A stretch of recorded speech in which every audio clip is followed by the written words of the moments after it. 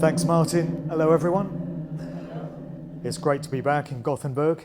It's been a while. The last time I was here was 2018. I've done 2 talks before. I think it was 2017 and 2018. I remember on that occasion it was June and it was blazing hot. It was unbelievably hot that day. Was anyone there for that talk? Anyone remember that? A couple of you, yeah. Okay, so I can't believe it's been 5 years. And when the COVID nonsense kicked off, I was resigning myself to the idea that I might never travel again. Because if taking an arm spear was going to be a condition of international travel, I was going to be stuck on English shores for the rest of my days. So I'm very happy that there's been a relaxation of all of that and that we can now travel freely again. For how long, who knows, but we'll make the most of the opportunity while it's there, right? So, really happy to be with you today. I've had a bit of a testing week, actually. I've really struggled this week. I had 4 sleepless nights and I was just going out of my mind. And I got here yesterday and I was just so exhausted and so fatigued from overwork and stress and all of that. And so I settled down in my hotel last night and I slept for 10 hours, which I can't believe. I think the last time I slept for 10 hours was about 1987, something like that. So I feel quite refreshed today, and I'm going to hang around a bit after the talk, and I've decided to go home tomorrow instead of tonight, so I can just continue to, relax after the talk. So what I'm going to be presenting to you today is excerpts from my 3 Musical Truth books. So when I was here in 2018, I just published Volume 2. Volume 3 came out at the end of 2021. And it was very much in response to all the nonsense that we've lived through the last 3 years. I wanted to try and put a bit of perspective on that and apply it to the music industry and entertainment generally, and look at how A-list household name entertainers were used to help perpetrate the propaganda. So in part 2, we'll be looking at some examples of that. But to start with, I wanted to get into some overall aspects of my work, which is all about the nefarious side to the controlled corporate music industry. To most people, that institution represents fun, entertainment, something to do in your leisure time. And when people go and see a favourite band, or watch a concert on TV, or watch a pop video, or watch a movie or a TV show, they think they're getting entertainment. It's a way of letting your hair down, relaxing after a long, hard day at work, and just enjoying yourself, right? But that is where so much of the mind control and the social engineering gets done, because people are off their guard. when they think they're being entertained. It's a genius way of getting inside the subconscious mind of the general public. So we'll be looking at aspects of that. And I've titled this aspect of the talk, Music's Military and Mind Control Connections.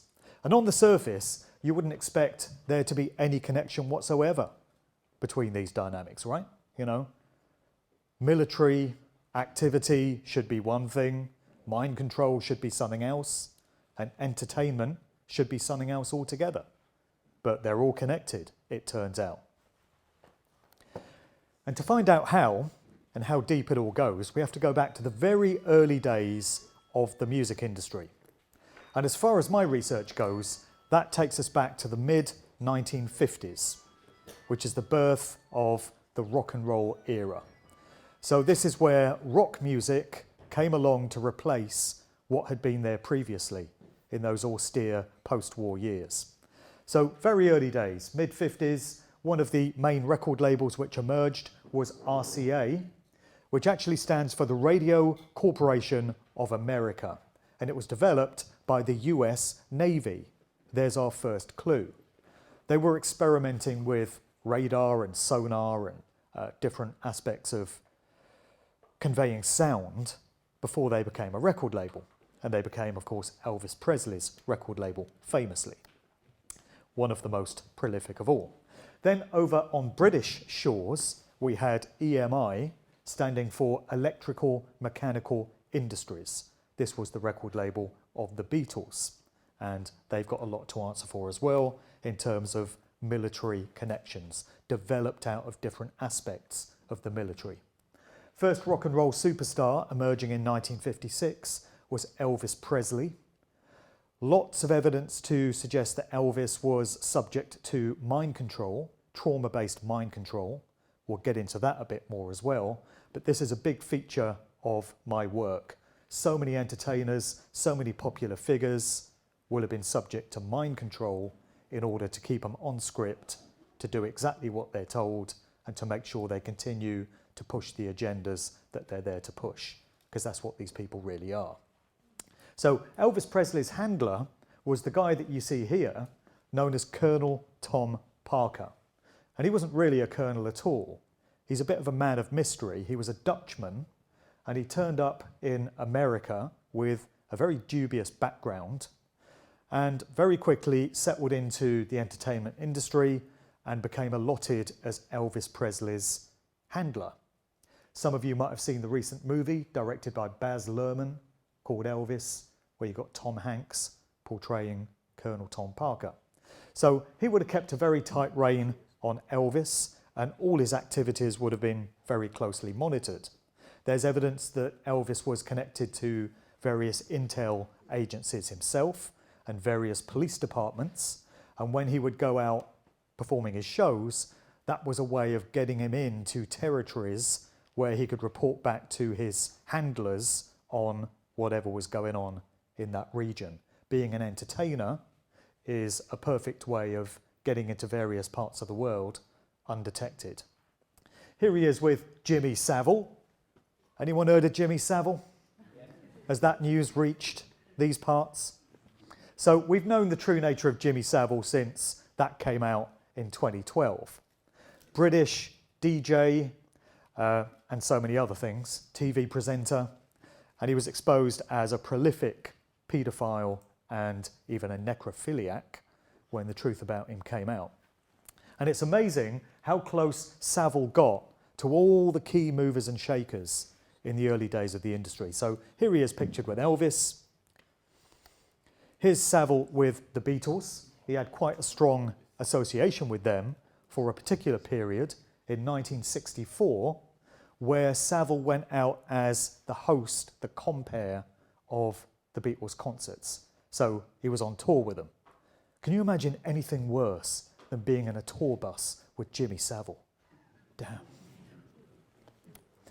Not just the Beatles, the other big influential group of the 60s, the Rolling Stones. Here he is pictured with Mick Jagger. So Savile was absolutely everywhere. And it seems that to have been successful in those early days, you had to have some sort of association with him. Here he is with Sir Cliff Richard, And he's Sir Jimmy Savile, by the way. You learn a lot from these sirs. Never trust a sir or a lord. Some strong advice. So here we've got Savile, and he's got a bloody pendulum as if he's hypnotising Cliff Richard. So could that be a symbolic clue as to what's going on here? Mind control, hypnosis by any other name. And then, coming more up to date, Sir, told you he's a Sir, Cliff Richard threatens to sue the BBC over the use of footage of him and Jimmy Savile. Shouldn't have hung out with him then. Cliff Richard is very fond of threatening to sue people. So I have to be a bit careful what I say about him in these talks. But I do think that when Sir Cliff passes away, we might discover a thing or two about him. I'll just leave it at that for now. As to the question of why it was the Beatles over and above any other group which became the most influential and prolific pop group of all times, maybe we get a clue from this picture, where you've got Lennon and McCartney giving it what I'm told is a Masonic handshake. Membership of Freemasonry is key to how so many of these influential figures get into these positions. So Lennon and McCartney are revered as the greatest songwriters of the 20th century, said to have written hundreds of very well-known songs. But there is some doubt among researchers as to whether it's actually possible for them to have written all those songs. Are any of you familiar with the work of Mike Williams, aka Sage of Quay? Yeah. A couple of you, okay. Well, I definitely recommend looking up his work. He's on YouTube some of the time. The rest of the time you can find him at sageofquay.com. And Mike is a researcher specifically into the Beatles, and he looked at a particular period in 1965 where the group were recording their Rubber Soul album. And through forensic detail, analysing what the group are said to have done on each day in that period, Mike deduced that it was impossible, physically impossible, for them to have had the time to sit down and write the songs that we're told they did. So if that's the case for one short period in 1965, it's probably the case for the whole of the rest of their career. And there is evidence to suggest that the Beatles were a product of the Tavistock Institute of Human Relations in London, which is a social engineering think tank concerned with shaping and moulding societal attitudes, in training the public in how to think. It would be just like them to have a group as influential as the Beatles pushing many of their agendas. And again, I'll go much further into that in my book, particularly Musical Truth Volume 1.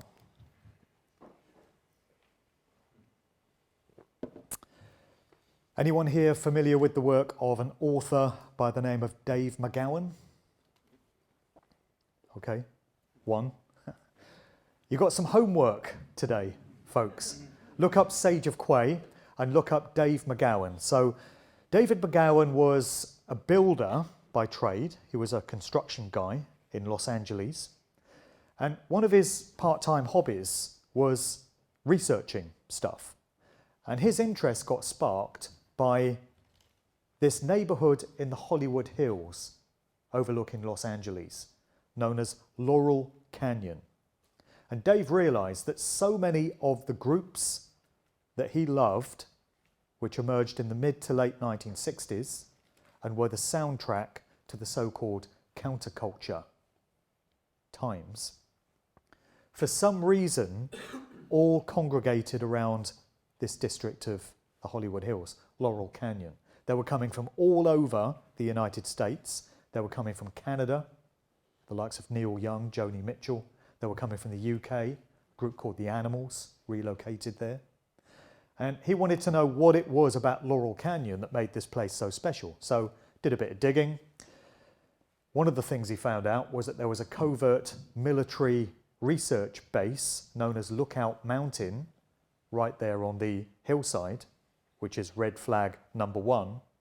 Then, when he did some digging into the family connections of so many of these prominent musicians, he found, almost without exception, connections through the fathers into expressions of the military.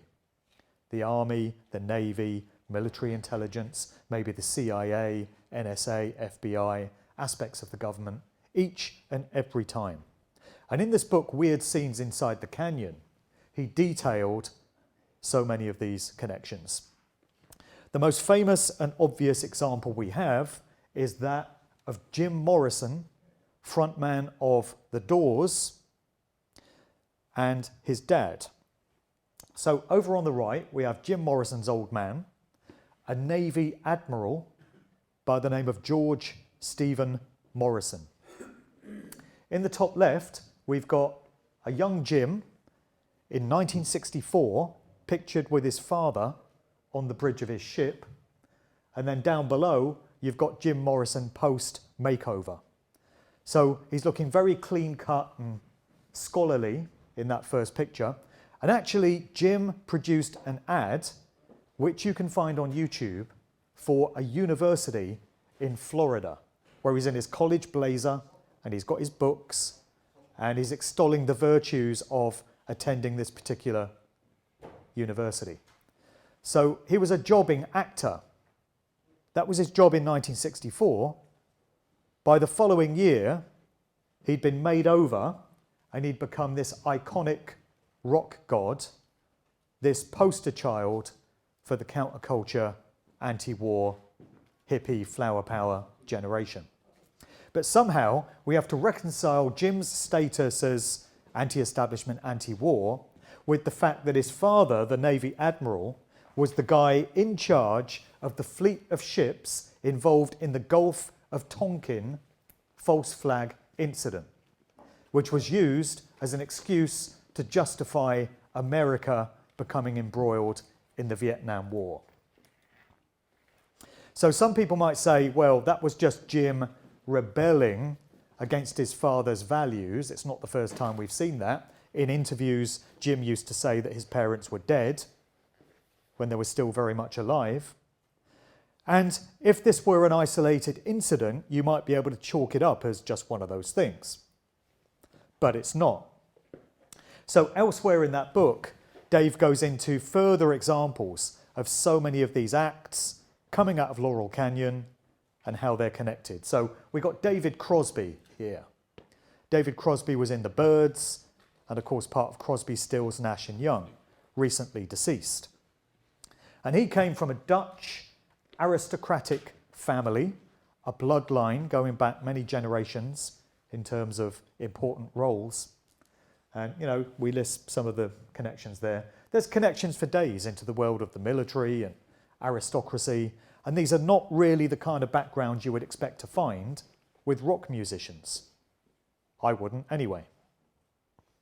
If rock musicians got to where they are through sheer talent alone, playing a few gigs, writing a few songs, practicing a few guitar riffs, I would expect them to come from regular working class families. And when you look at the fathers, I would expect to find builders, plumbers, lorry drivers, dockers, these kind of jobs. But you never do. But what you do find is politicians, judges, generals, admirals, intelligence operatives, and all kinds of connections back into the establishment. Another example here comes from the front woman of the group Coven, which emerged at the end of the 1960s in the psychedelic rock era. They were all about witchcraft and Satanism and made no bones about it. One of their early albums was titled Witchcraft Destroys Minds and Reaps Souls, or something to that effect. So, lovely group. Must introduce them to my daughters one of these days. Anyway, that was the front woman of Coven. Her name was Esther Dawson, known as Jinx Dawson. And what we have here is an excerpt from an interview that she herself gave going into some of her background. So she says, "I am of the Mayflower Society, a direct descendant of John Howland, 13th signatory to the Mayflower Compact. Members of my family were also active in Freemasonry. My father was a 33rd degree Scottish Rite Mason, and my grandfather, a former governor of Indiana, was High Priest of the Royal Arch Masons. My great-grandfather was in the private circle of US President Teddy Roosevelt, and we're listed in the book The First Families of America. So I'm steeped in American Illuminati," her own words. That's how she got there.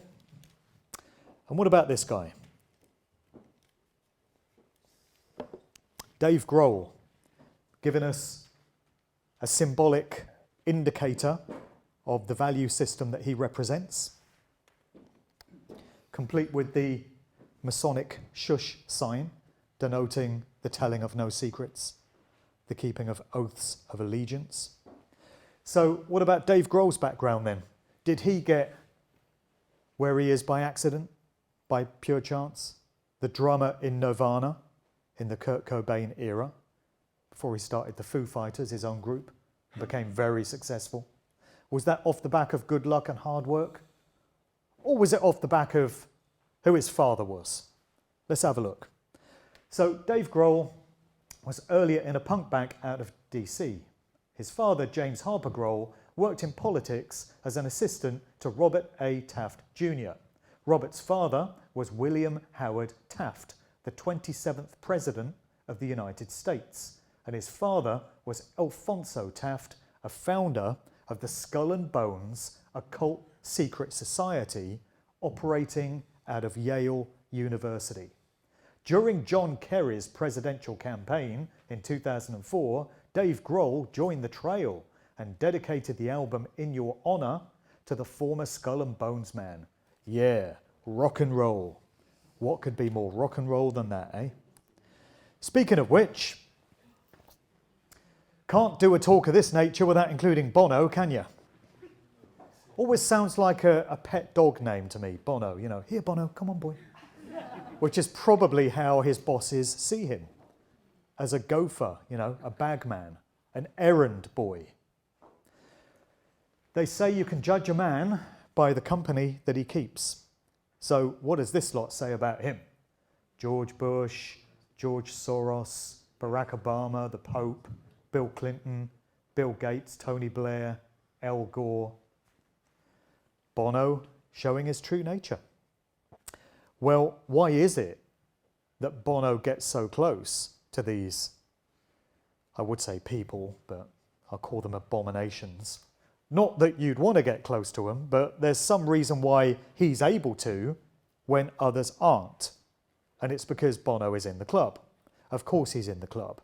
Otherwise, he would never have become as successful and influential as he is. He would never have become a household name. Everyone's heard of him, which means he's been placed there, because you don't get there by accident. So let's delve a little deeper. This woman went by the name of Barbara Hewson, and she was an Irish attorney. One of her claims to fame was that she campaigned for the age of consent for adults to be able to have sex with children to be lowered to 13. She passed away in January of 2021 of cancer. Very sad. Anyway, who was she? Well, according to this article by Johnny Vedmore, who I interviewed on my podcast a few weeks ago, great investigative journalist who specialises in genealogy, family bloodlines. He wrote this article, Who is Ireland's Barbara Hewson? Age of consent to 13, murder and Bono, 1498 till now. In this article, he traces Barbara Hewson's family all the way back to England in the 15th century.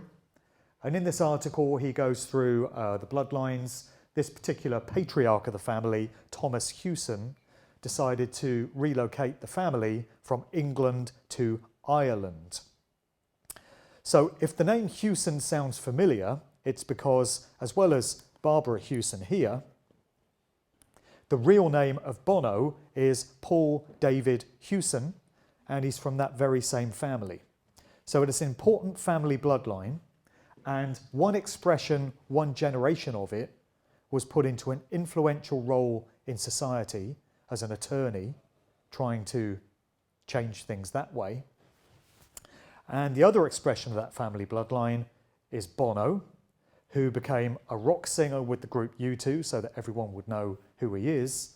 But then some years into his career, his true nature started to reveal itself, what I call extracurricular activities. What you've got to look at is not what these rock musicians do in their group or when they're performing, but what they do in their spare time. And Bono has been advancing various aspects of the New World Order Agenda 2030 nightmarish future that the so-called globalists have lined up for all of us. That's been his job for several decades now,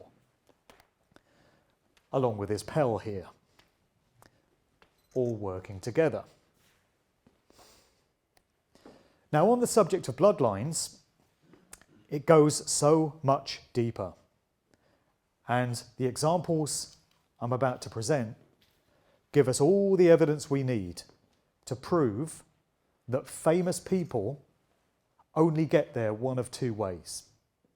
We'll cover the other way shortly, but the main way simply comes down to their ancestry, their genes, who their family is.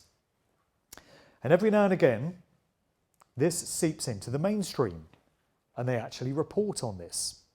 So we got this one from the Daily Mail in the UK, that bastion of truth and integrity. I'm being sarcastic, by the way. And they put out this article titled "United in Grief When Poor Old George Bush Sr. Died." Very sad moment, I'm sure. We were all in deep mourning. Grief, terrible thing. A who's who of one of America's great political dynasties, yeah. How the Bush blood created 2 presidents, 2 governors, TV stars, a fashion model and an NFL executive, but also produced their fair share of scandal. That's an understatement. So in this article, it's centered around Boy Bush, village idiot Bush, in the middle there. And it went into all the famous family connections that he's got, one way or another. Usually it's cousins. It can be cousins, 10, 11 times down the line. But one way or another, all these people are related. So George Bush related to Marilyn Monroe, Barack Obama, Dick Cheney. He's a 9th cousin of Dick Cheney. So he's a cousin to his own vice president. He's also a cousin of John Kerry, who was his political opponent in 2004, and they were both members of the Skull and Bones Secret Society in Yale University. So in 2004, Americans were being asked, who do you want as president? Do you want this Skull and Bones man out of Yale? Or do you want his cousin, this Skull and Bones man out of Yale? Ain't choice a wonderful thing? Thank God Americans live in a democracy. Imagine if it was a dictatorship. What a nightmare. So other famous people, Tom Hanks is related. It goes back to Abraham Lincoln, Hugh Hefner's in there, Diana, Princess of Wales, Madonna, we'll be getting into her, Camilla Parker Bowles. They're all there. They're all related.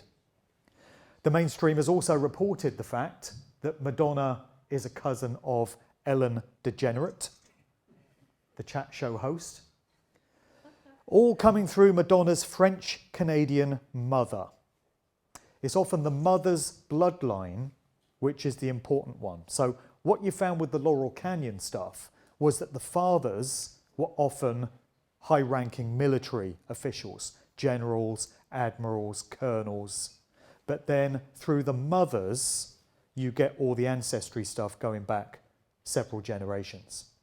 Just by way of an example, I don't have this slide in this particular presentation, but I do talk about Yoko Ono, John Lennon's wife, who on her mother's side was descended from Japanese royalty. So Yoko was a descendant of the one-time emperor of Japan, coming through her mother. Marianne Faithfull, who was a singer and a girlfriend of Mick Jagger and involved in the Rolling Stones, her mother was descended from the Masok bloodline coming out of the Austro-Hungarian Empire. And it's from the Masok bloodline that we get the phrase masochism, as in sadomasochism. So often it's through the mothers that we find all the interesting stuff. And this is the case with Madonna. So through her French-Canadian mother, whose name was also Madonna, we find out that she's a cousin of Lady Gaga. And when Lady Gaga first emerged, people were saying, oh, she reminds me of Madonna in the 80s. Yeah, because they're bloody cousins. And Madonna actually stole her act, which is another story altogether, from a girl named Lena Morgana. I'll go into this in my book. She went to performing art college with this girl, Lena, and they were friends. And Lena Morgana had carved out this image for herself as a singer. She had some songs written. She had a particular look about her, a persona. One day, she turns up dead. She's fallen from a balcony, apparently. And Stephanie Germanotta, which is Lady Gaga's real name, then seemed to assume the persona of this girl, Lena Morgana.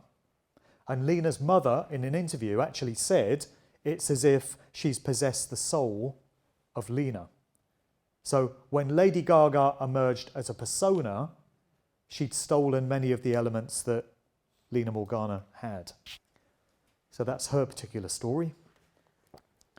And here's Madonna's. This is what she asks us to believe. So first of all, note the Illuminati pyramid jacket that she's wearing from the movie Desperately Seeking Susan. We've got the capstone there with the all-seeing eye. So it's a symbol straight out of Freemasonry, and it's one of these Illuminati symbols that we see getting communicated everywhere. So she's letting us know there what she's a part of, what she's been born into. But the cover story goes, I went to New York, I had a dream. I wanted to be a big star. I didn't know anybody. I wanted to dance, I wanted to sing, I wanted to do all those things. I wanted to make people happy. I wanted to be famous. I wanted everybody to love me. I wanted to be a star. I worked really hard and my dream came true. Yeah, right. Anyone buying it? That's the fairy tale Cinderella cover story for how it is that these people become famous. And young kids are entrained to think that, oh, if you work really hard and you just never give up on your dreams, you could be the next Madonna. You could be the next Lady Gaga. You don't want to be, trust me. Not good advice to give to your kids. And they won't get there unless they come from the right families, or unless they're prepared to sell their souls for fame and fortune, which we'll be getting into in part 2. And there's aspects of this here as well in terms of the other way that people become famous. So if it's not down to family bloodlines, there is another method. And this is if you can demonstrate just how much you want the fame and fortune, it can be gifted to you by those that control these industries and can make these things happen. Ultimately, the controllers of the entertainment industry are affiliated to the controllers of every aspect of organised society. So they'll all belong to the same secret societies. Many of them will be Freemasons. Many of them will belong to other groups. And you have the controllers of the music business, the controllers of Hollywood movies, the controllers of television, of the mainstream media, of the world of science, academia, the medical world, the financial, the banking system. Ultimately, they're all connected. And they can all make anything they want happen by filtering it down the hierarchy. So we have a story way back in the mists of history here, which goes some way to explaining how the music industry is really structured and what happens to you if you try and step outside of that, if you're not one of their chosen ones. So this figures in Musical Truth Volume 3, and it's the story of these three famous soul singers. We've got James Brown, Sam Cooke, and Otis Redding.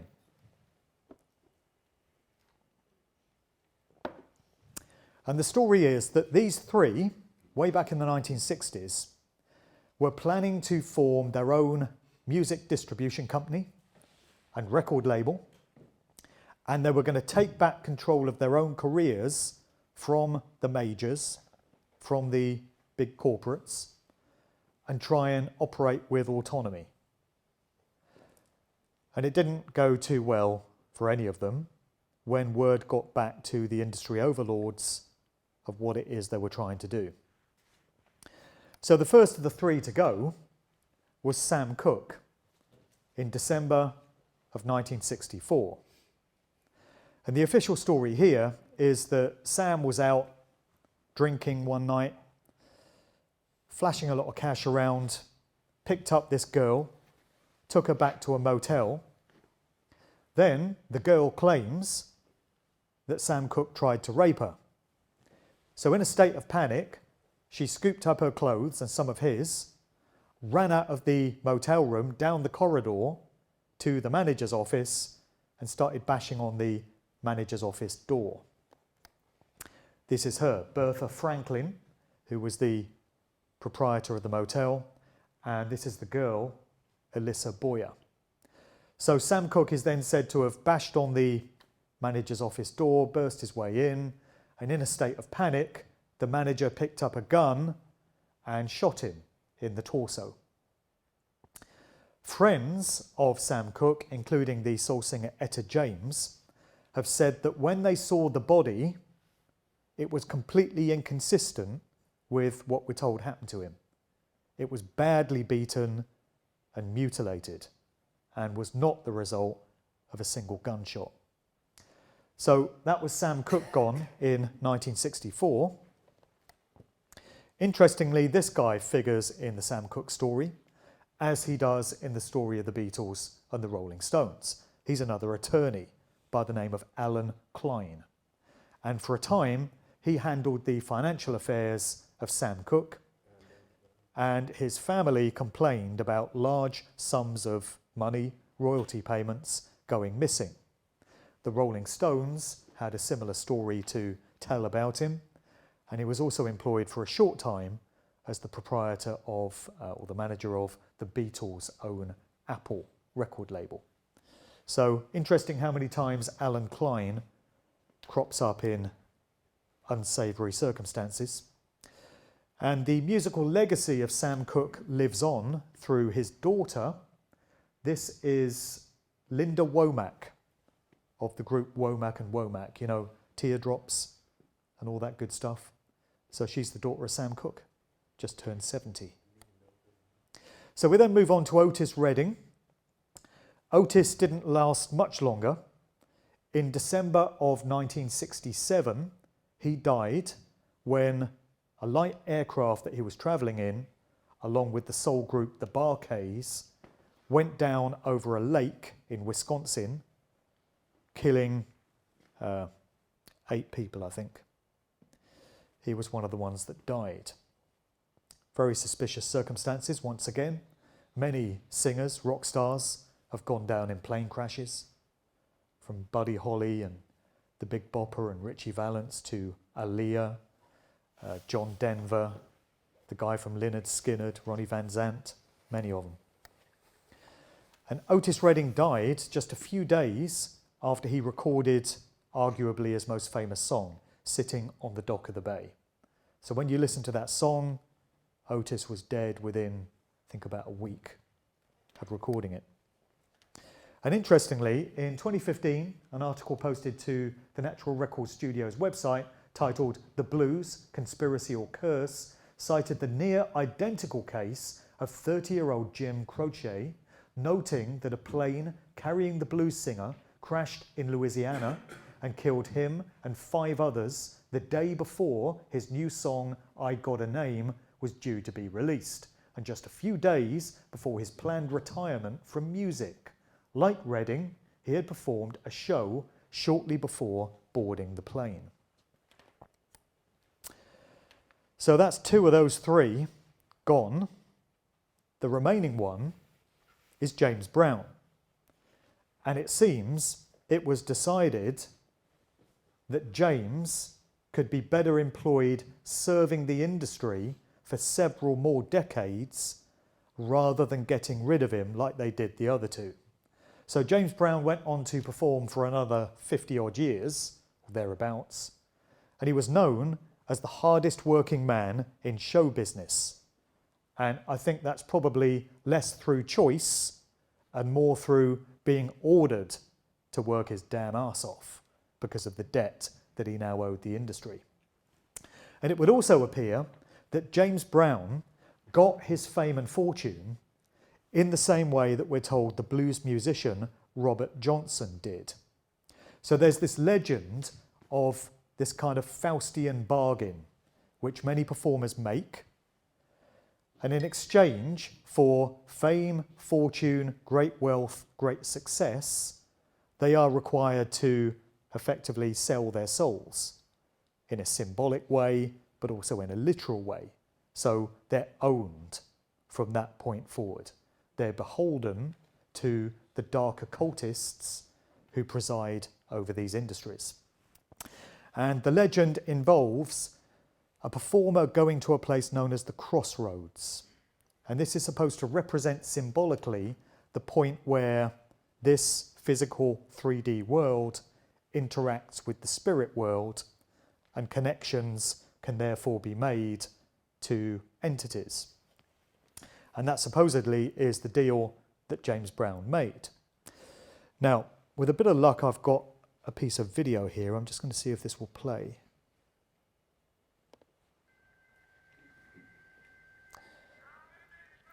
Okay, so the video plays. We have no audio, but I'll explain what's going on. So this is a commercial for BMW, and it came out in 2002. James has just said, "I traded sunset for sunrise. If I'd known then what I know now, nah." And here he is, aged 21, in 1954, at the crossroads, making his deal with the devil. And then it fast forwards to 2002. There he is going in a Crossroads hotel with his driver, played by the actor Clive Owen. And he's going in for a meeting with the devil, played by Gary Oldman. Remember me? Another piece of the video here. While, baby. I'm Asian, man. Not kidding. I gotta have some help. I want to renegotiate the contract. My contract. James says, "I'm aging. I can't do the splits no more." Rock and roll types. Devil says, "The conditions of our deal were very explicit." Our deal. And James says, "Yeah, but we didn't address the aging process. I can't perform anymore." Did not deliver. Yes. Yeah. But the aging process, we didn't address it. He says, "Our deal was your soul for fame and fortune. Didn't I deliver?" So then James makes a new deal with the devil, and he offers up the soul of his driver, Clive Owen. And then you see the devil and his driver, and James Brown and his driver going out on a race, a drag race, hence the BMW relevance. And the devil's car is seen to go up in flames, and you assume he's perished. But then at the end of the ad, he's still alive and well. and Marilyn Manson goes in to see him. And when Marilyn Manson leaves, the devil says, "That guy gives me the creeps." So the incredible thing is that this was a mainstream commercial for BMW, and it's laying right out there the deal that James Brown would have made for Fame and Fortune, and so many other acts do. The film was directed by Tony Scott, who's the brother of Ridley Scott, of Aliens fame and all the rest of it. And a few years after this commercial, Tony Scott is said to have taken his own life by jumping from a bridge in Los Angeles. So we can make of that what we will. And what happened to James? Well, according to his son, pictured here in an interview with Sean Stone, the son of the Hollywood filmmaker Oliver Stone, his father did indeed make a deal with the industry for Fame and Fortune. Here's a little piece of that video clip. But so your father was able to break free of most of those corporate controls over his music? Well, see, that was the reason. That was one reason why they would have, because see, let me tell you something. He, back in, I can remember, I'm gonna say 65, him and Otis Redding was getting ready to start the most biggest distribution company for black music. Well, next thing you know, Otis is dead. And Otis didn't die in no plane crash. He was beat up, okay? So was Sam Cooke. Sam Cooke was getting ready to own his own publishing. He was murdered and beat up, and they tried to say that it was a lover's quarrel and the guy came, you know, okay? So all these things my father was telling me, but the reason why they didn't kill my dad, because they figured they could make more money off of him. Right, so long as they could make money off of you to keep you alive. Exactly. But at a certain point, they can also kill you and take your assets. Yeah, you become like Barbie and Ken. Okay, you're a commodity. You're something you don't even. I always call it as the slave master coming and taking his name back. You know what I'm saying? Mm-hmm. Because it seems that way. It seems like that. Oh, right, because the slave gets the name of the master. Exactly. Right? So here we come.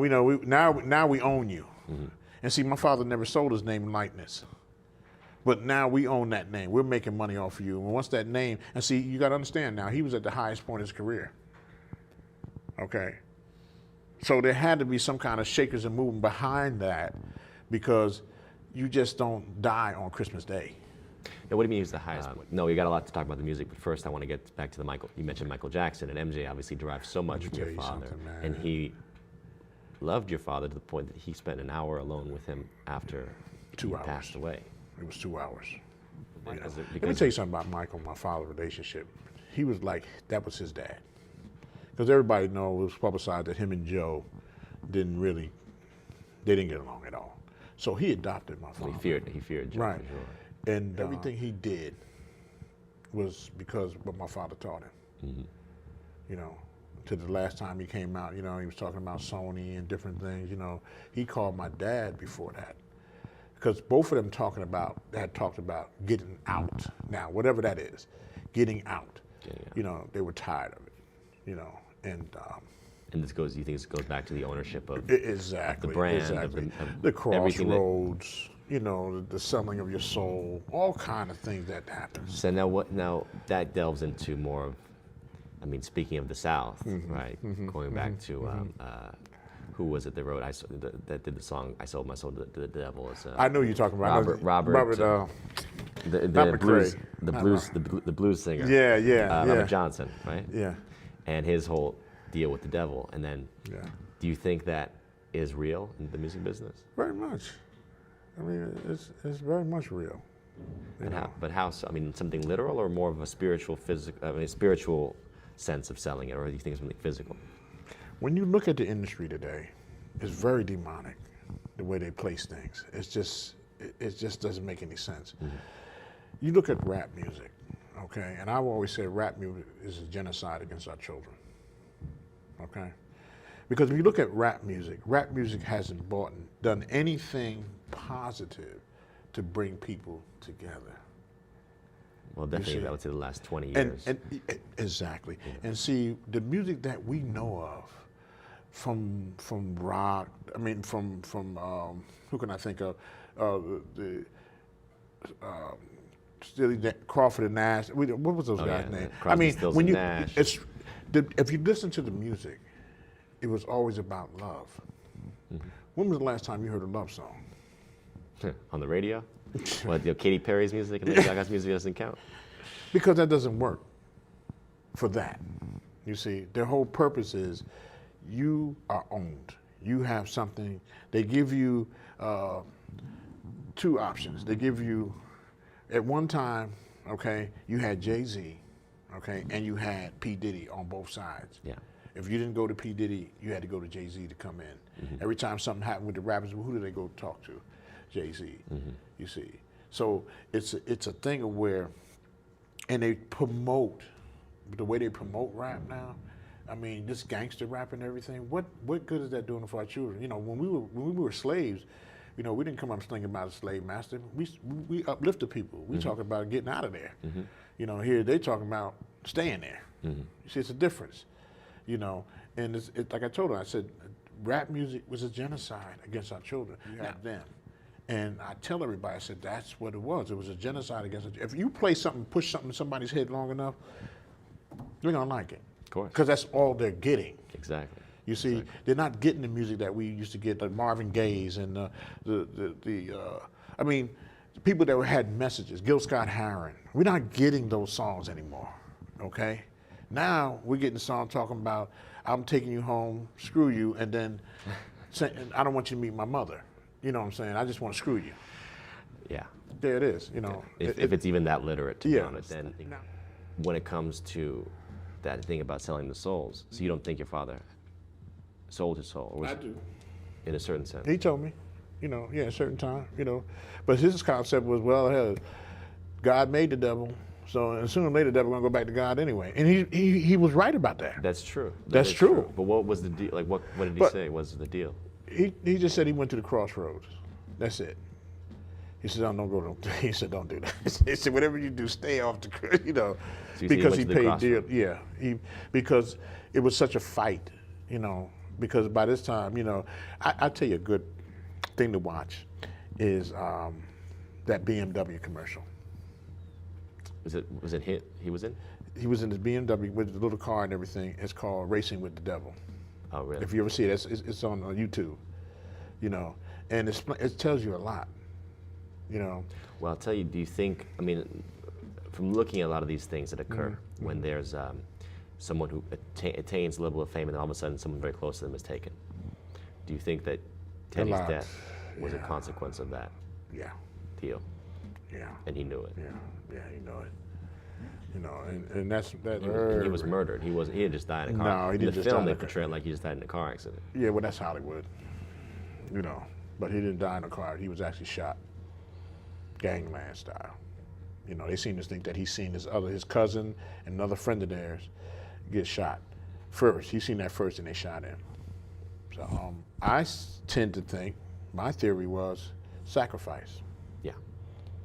And we've seen it before. A lot of people's sons, firstborn sons. Robin Williams just passed away, and there was a strange coincidence that Family Guy was playing the same on BBC, and it ended at the moment that it was announced that he died. And that episode of Family Guy was the one where Williams was on it and talking about suicide, talking about cutting his hands off, which of course, presumably he cut his wrists and then hung himself. Family Guy, the week that Paul Walker died, the week before had shown the episode where Brian the dog got hit by a car and killed. And the Paul Walker character is named Brian. TV tells you a lot. He died in a car crash. Movies tell you a lot. Within the week. See, they're telling you things. You see it all the time. You see synchronicities. Dark Waters, the movie about the girl who dies in the septic tank on the roof, and then this girl in the Cecil Hotel down in Los Angeles, right, who apparently got into the septic tank and disappeared and drowned inside there the same way, like in the movie. Same way. You know. Years apart. Yeah. So you know, I mean, if you look at things, we call it looking at it with your third eye. Correct. Your mind's eye. Because what they're going to create for you is an illusion with your two eyes. But if you look at it with your mind eyes, you'll see a lot of things, man. You know, and that's what my spiritual advisor always teaches me about my third eye. When I'm looking at everything I do, focus on it with your third eye. You see through the veil. Yeah, yeah. And your father literally saw through the veil when they cut it He off. saw, that's right. And the funny thing about that, when he was born dead, he was dead for 4 hours. That's crazy. And my Aunt Minnie, she walked about 3 miles, about 3 or 4 miles to get to him. And she just, now we know it as mouth-to-mouth resuscitation. She didn't know anything. Because, you know, they were poor. They were poor and poor. Obviously, you're talking about the southern influence of things like voodoo. I mean, in the book, he mentioned roots. Yeah, like roots. People having roots put on them, spells, right? Black magic, this kind of stuff. Right. So your father was very sensitive to these kind of Not only that, my things. grandmother was, and my grandfather, they were something else. Yeah. See, because they knew how to do all that stuff. You know, my grandmother give you something, boy, she said, cold, like say, just a common cold, you never have the cold again. Seriously, my father had asthma. My aunt and them got a hold of him, wrapped him up and everything, did what they did when he was a little kid. He never had asthma again. And I had asthma when I was born. My daughter had asthma, you know, and I grew out of it, you know. But what they did for him, I mean, he had it so bad. And like, you know, you got to look at it, they don't have hospitals. They didn't have, you know, the medical stuff that we have today. Right. And, you know, we use natural herbs. You know, and you'd be surprised what you can do with natural herbs, because if they really wanted cancer to go, they can alkaline their blood. Just all it takes is the cleansing of the blood. You diabetes, everything will go away. So he's talking about the nature of the deal that his father made. And he also addresses what happened to Otis Redding. And he says Otis Redding didn't die in that plane crash. You know, they beat him up and he was killed elsewhere. That's what James Brown's son is saying. And James Brown himself turned up dead on Christmas Day of 2006. Interestingly, that's 10 years to the day before George Michael, who died Christmas Day 2016. So James had gone into hospital for what should have been some sort of routine procedure, and he never came out again. And the common suspicion is that he was done away with while he was in hospital, poisoned. Note that Sam Cooke, Otis Redding, and James Brown, part of that deal, all died in the month of December. And it seems that by December 2006, it had been decided that James had outlived his usefulness. And the idea that his death involved some sort of foul play even made it into the mainstream.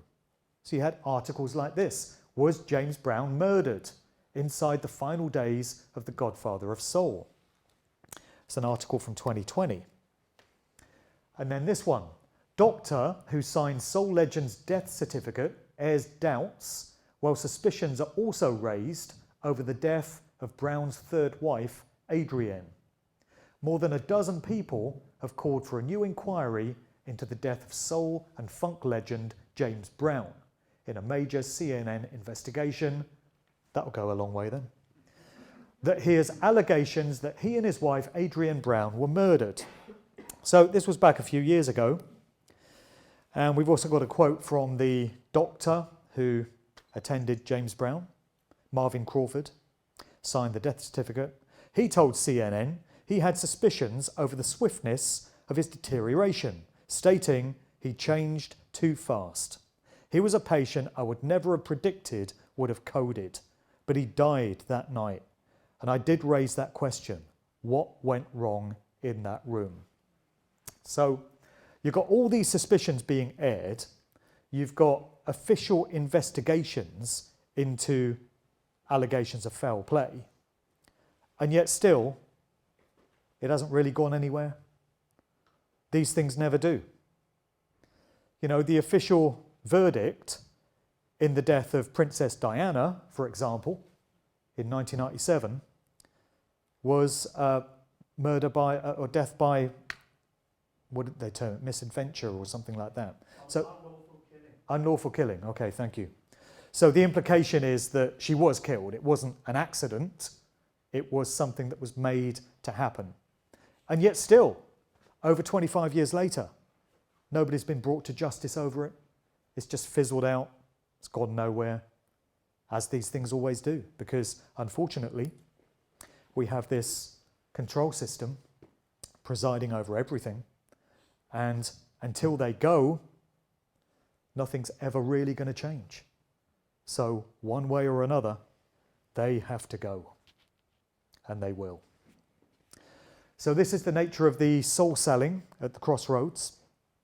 And it's a story that you'll find endlessly in the history of the music industry in terms of how certain people become famous.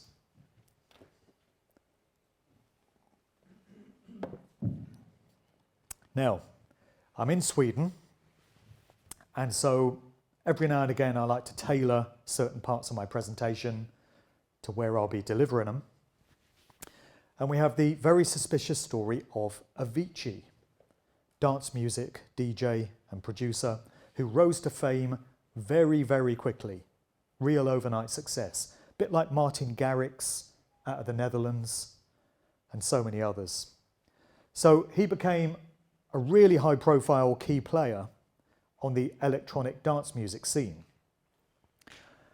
But the story is that he burnt himself out very early on. So through an absolutely relentless, punishing tour schedule and the pressure to continually come up with new music, he just couldn't handle it. So he turned to drink, he turned to drugs, his health suffered, he had to have various operations. I think he had part of his liver and pancreas removed. And then we're told in 2018, at the age of 29, a bit surprised it wasn't 27, the 27 Club, but Avicii turns up dead in some very suspicious circumstances, aren't they always? So he was staying at a residence of the royal family of Oman. Like you do, you know. Fancy a bit of a break, call up the royal family of Oman and go and stay at one of their palaces, you know. So he's staying there, and we're told that he decided he couldn't go on, he'd had enough of life, and he did away with himself by way of a broken wine bottle. So we're told. I mean, you know, if you're going to go, aren't there better ways of doing it than that? So many aspects of the story just don't add up. But one thing which researchers did find interesting was the content of one of his videos, For a Better Day. And Avicii doesn't appear in this, but the story tells a very explicit story. So I'll play a bit of the video here. You'll get the general gist of what's going on. It's like a mini movie. I saw your face and we sang a song for a little thing, magic gone, but the joy bring running me down the line. Wish you could find out love is a fragile thing, magic gone from a pretty thing. Maybe it might be time for a better day.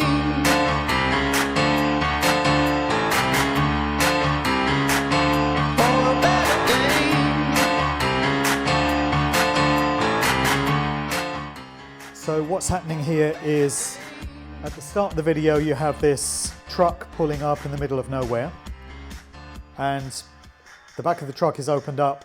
It's full of children who are being trafficked, and there's a bunch of paedophiles standing around, and a couple of these kids manage to escape. You see them running away through this field, and they jump off a cliff, and you assume they've died, but they survive.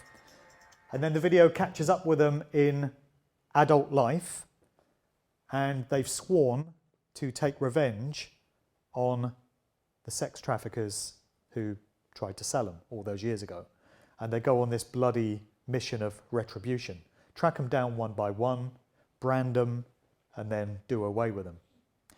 So some people feel that this being in an Avicii video was a way of communicating this very real phenomenon which occurs. Now, I wonder how much creative control Avicii himself would have had over that video. It's more likely the decision would have come from one of his managers. But either way, that video is conveying a very clear story. And some researchers feel that Avicii in some way would have known about what goes on.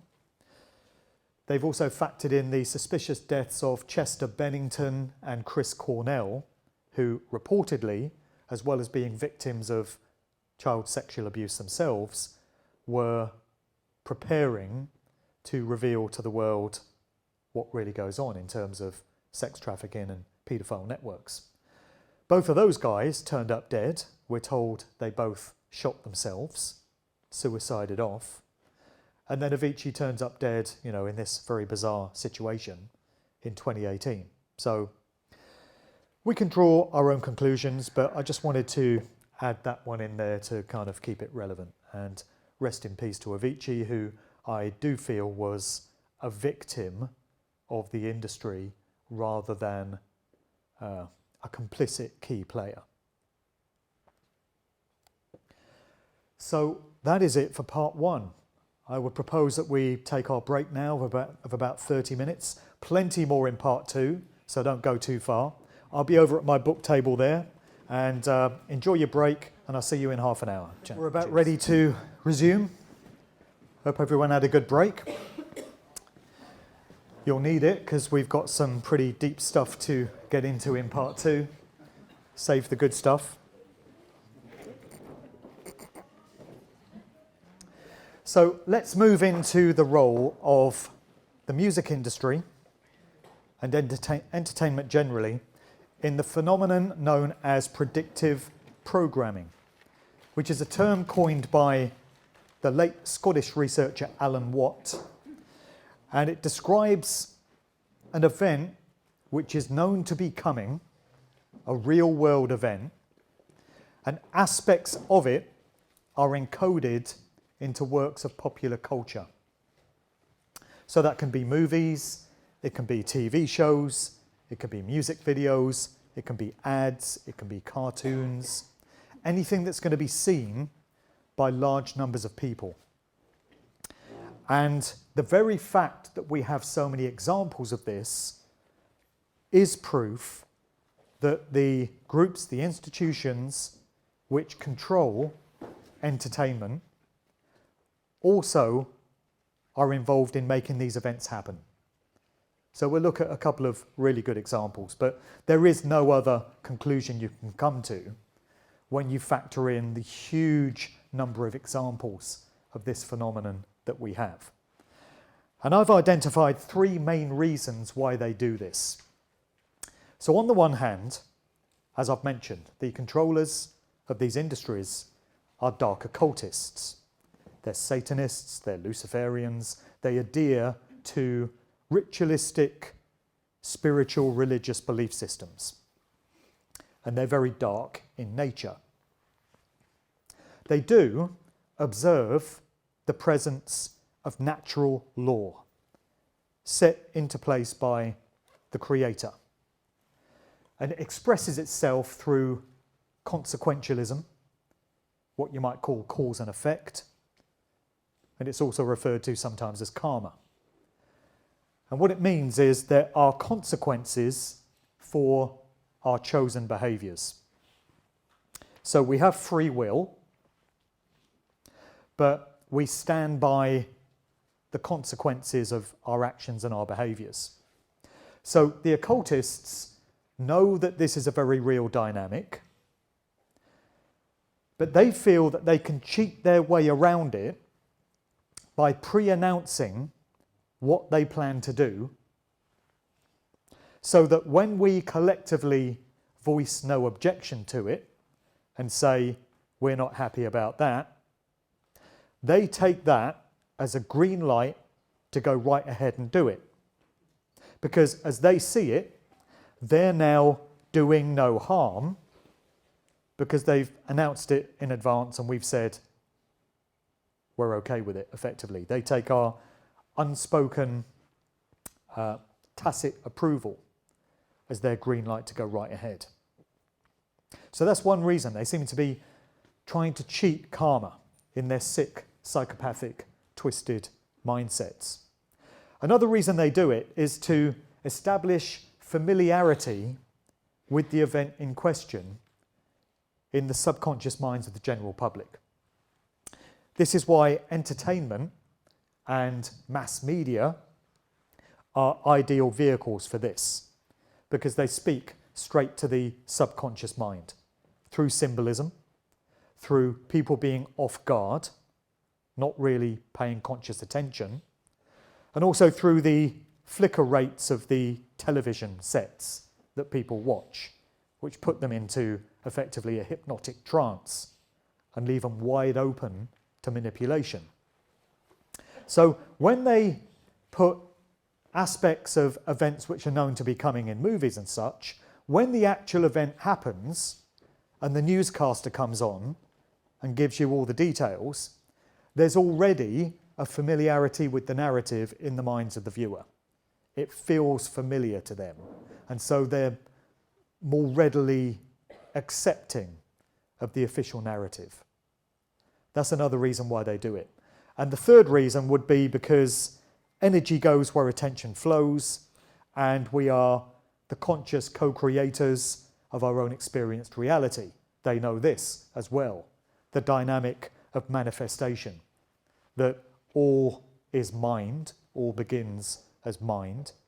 And if you envisage something that you want to achieve, you can actually bring it into being, because we're powerful creators like that. So if they put something into their TV shows and movies, such as 9/11, which we're just about to look at, there's more chance of that event actually happening the way they want it to if large numbers of people, millions of them, have looked at depictions of that event in advance of it happening.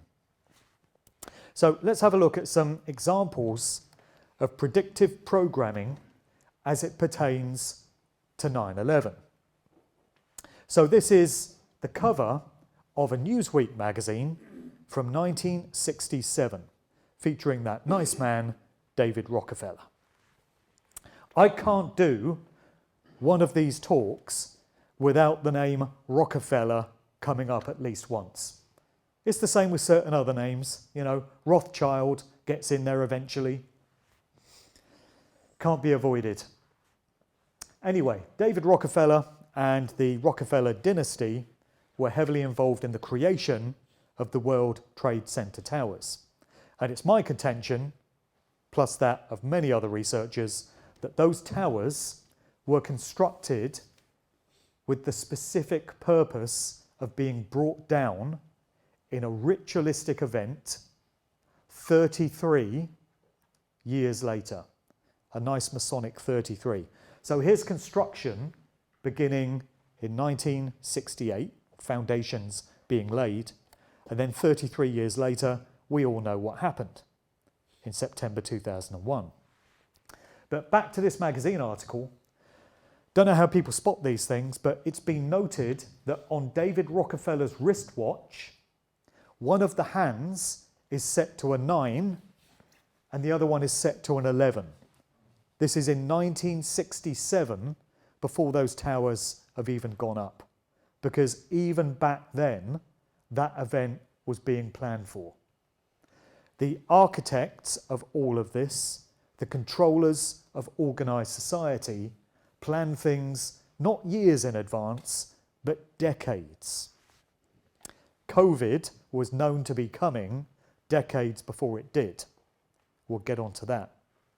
Also in this magazine, you had an ad, and you got a guy wearing a sweatshirt with an emblem that looks very similar to how the two twin towers of the World Trade Center are going to look.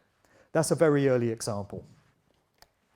The number of predictive programming examples that pertain to 9/11 goes into the hundreds. I detail many of them in my first Musical Truth book, and there are videos on YouTube consisting of clips from movies and TV shows and such, which go on for a couple of hours in some cases, detailing all the foreknowledge of that event. One of the best examples we have from the music industry comes from this endlessly analysed sleeve from the British group Supertramp. It's for an album which came out in 1979 titled Breakfast in America. We've got a view from an aeroplane window coming in over Manhattan. The waitress there dressed in orange, which is connected to 33, Freemasonry, is serving breakfast, orange juice. And you've got the name of the group, Supertramp, at the top of the sleeve there. It's been noted that if you do a mirror image reversal of this sleeve, a very interesting phenomenon occurs. So now, above the 9 and the 11, or above the two towers of the World Trade Center, the lettering from Supertramp seems to become a 9 and an 11. And bear in mind that this is a view at breakfast time in the morning when those events happened from an aeroplane window coming in over Manhattan. Not the only example. Many of them we can look at. Def Leppard, the album Pyromania, featured an image very similar to what we saw in the news that day. Little known rap group called The Coup put out this album titled Party Music in June of 2001, so a few weeks before the events of 9/11. And in it we see the two twin towers exploding in exactly the way we're told they did. We won't get into the ins and outs of 9/11 today because we've got to be out of here by 4 o'clock and that would take until about midnight. Let's just say that the public is entrained to think of a particular narrative. You know, we can argue about how that event was pulled off and whether it happened the way we're told it did. The important thing is that the public absorbs the official narrative that the evening news tells them. So here we've got the front man of the group, Boots Riley, holding what appears to be some sort of remote control detonator. And he's pressing it, and it seems to have caused the explosion. And when the events of September 11th happened, there were a lot of questions about this sleeve, and it was promptly withdrawn from circulation and replaced by a different sleeve simply featuring a cocktail glass. So many questions remain about what this group, or more likely those that control this group and commissioned this artwork, knew about what was going to happen. Another one from the almighty RSO. And then we've got some pre-programming pertaining to the COVID scamdemic. Why would that be any different? The biggest psyop ever played on humanity. So how about this for a blatant piss take? Being that the controllers of these industries are occultists, part of their sick ritualistic belief systems also seem to involve them mocking what they see as our ignorance, our profanity. They see us as spiritually dead. That's one of their nicknames for the masses, the so-called useless eaters. They refer to them as the dead. That comes from Mark Passio, if anyone's familiar with his work, former Satanist, now broadcasting and revealing the occult knowledge that he came to build up to try and uplift humanity. And he used to mix and mingle with Satanists. And he said that within these groups, within these grottos, you would have representatives of every walk of life, just like I was saying earlier with the Freemasons. There'd be representatives of the banking industry, there'd be local councillors, mayors, politicians, there'd be Hollywood film producers, there'd be record producers, representing every aspect of our lives. And they seem to like to mock us. So they refer to us as the dead because they think they're so far ahead in their occult knowledge to us that we're just ignorant sheep to be manipulated and have the piss taken out of us, frankly. Occult, morbid mockery. So as a great result of that, let's have a look at this little video. We may struggle to hear the sound, but I'll tell you what it says.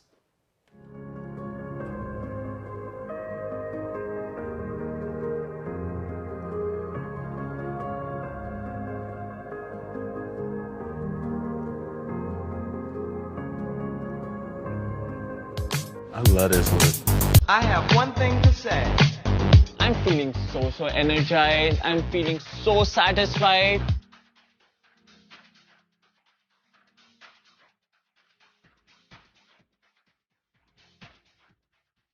Hi, COVID. Hello. Will you tell us about your head to toe look? When I was designing, I just wanted to play around with pattern and kind of break down the monotony of what otherwise plaid could do. So I just started cutting it up. I wanted to create shapes. I wanted to create volume. What I loved here is the boldness of that print. As soon as she walked out, I thought, oh, she's sick, but like sick in a good way. It's sick. Loved COVID's look. Loved. Do you mind putting your mask back on? Do you mind putting your mask back on? Thank you. Do you mind putting your mask back on? Notice COVID's detail, this 3D applique. I mean, it just gets better. It's sick. Obsessed. It's sick. Obsessed. Brandon said it, but you must be hot. You should probably take the mask off. Yeah. Can you breathe in there? a little bit. A little better like It's a good look, but we want to keep you alive. It's a good look, but we want to keep you alive. It's a good look, but we want to keep you So it's a fashion show from 2019, and this guy comes on wearing a fashionable face mask, and they're saying, oh, face masks are going to become, you know, a very popular fashion item very soon. How did they know that then? And the name of the model, the name of the guy with the mask, COVID? Really? That's why it's morbid mockery. South Park can usually be relied upon for some good predictive programming. Them and The Simpsons, they're very good at all this.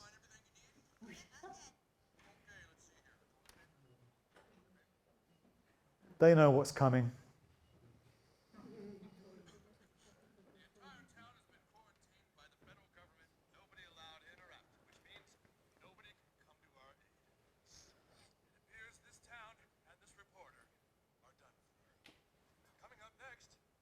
All right, so everyone's dying of some pandemic there in South Park world, basically.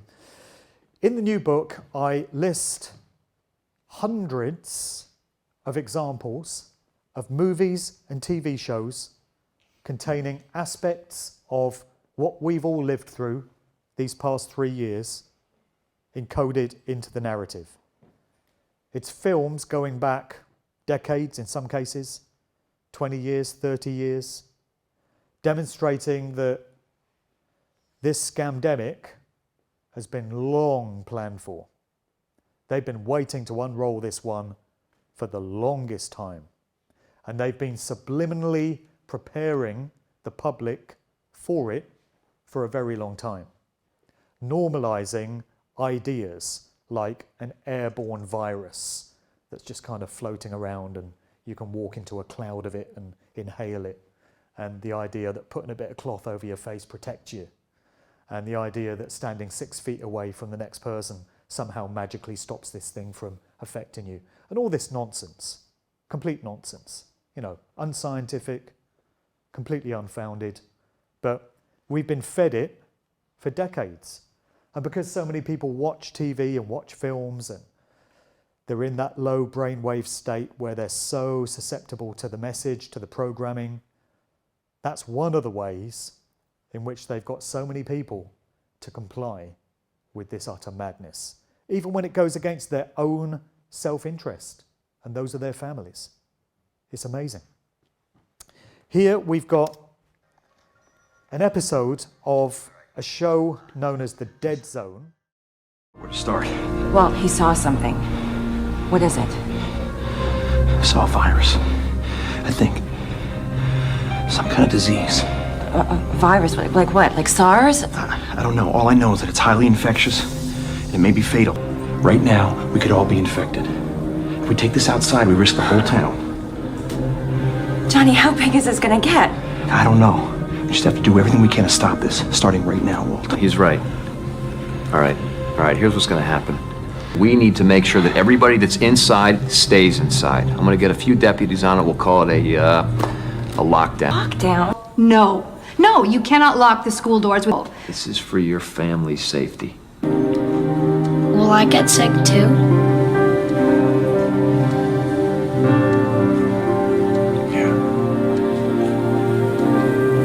Maybe we should wear masks. What difference does it make? According to you, we've already been exposed. Let's get one thing straight, Mr. Smith. I'm responding to political pressure. You have no reason to be scared. Let me ask you something, Amy. Animals. You've been around any animals in the backyard, even, let's say, a skunk, a raccoon? I'm going to swab the inside of your mouth with this little Q-tip, trying to get a handle on this animal. Damn efficient airborne transmission. Blood tests and swabs aren't telling us much. We know it acts like a virus. It causes high fever and respiratory distress. Tracking and treating a mysterious outbreak like this would take the CDC months. We better get started then. For anyone who hasn't been exposed already needs to wear a mask. China. Isn't that where flu viruses come from? Yeah, a lot of viruses come from there. International flight to China? That's no coincidence. Whatever it is, it originated in China. Time is not on our side. It's like looking for a needle in a needle stack. We have ruled out all the usual suspects: influenza, SARS, bacterial pneumonia. How long is it going to take? Well, it took 34 days to isolate the coronavirus that caused SARS, and that's fast. I'm authorizing a quarantine on everyone who's come in contact with a symptomatic person. There's got to be something I can do. On the enzyme, this virus leads when they were So the using chloroquine did malaria. this. So the chloroquine. The chloroquine. This is it. This is your virus. I'm sorry, but there's no cure for that.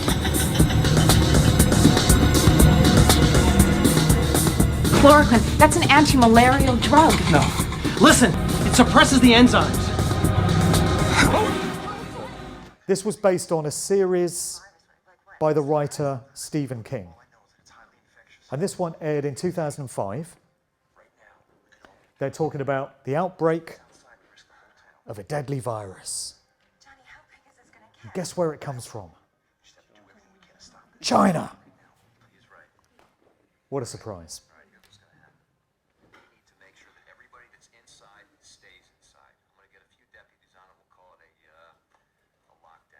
He says we need to make sure everyone that's inside stays inside. We'll call it a lockdown.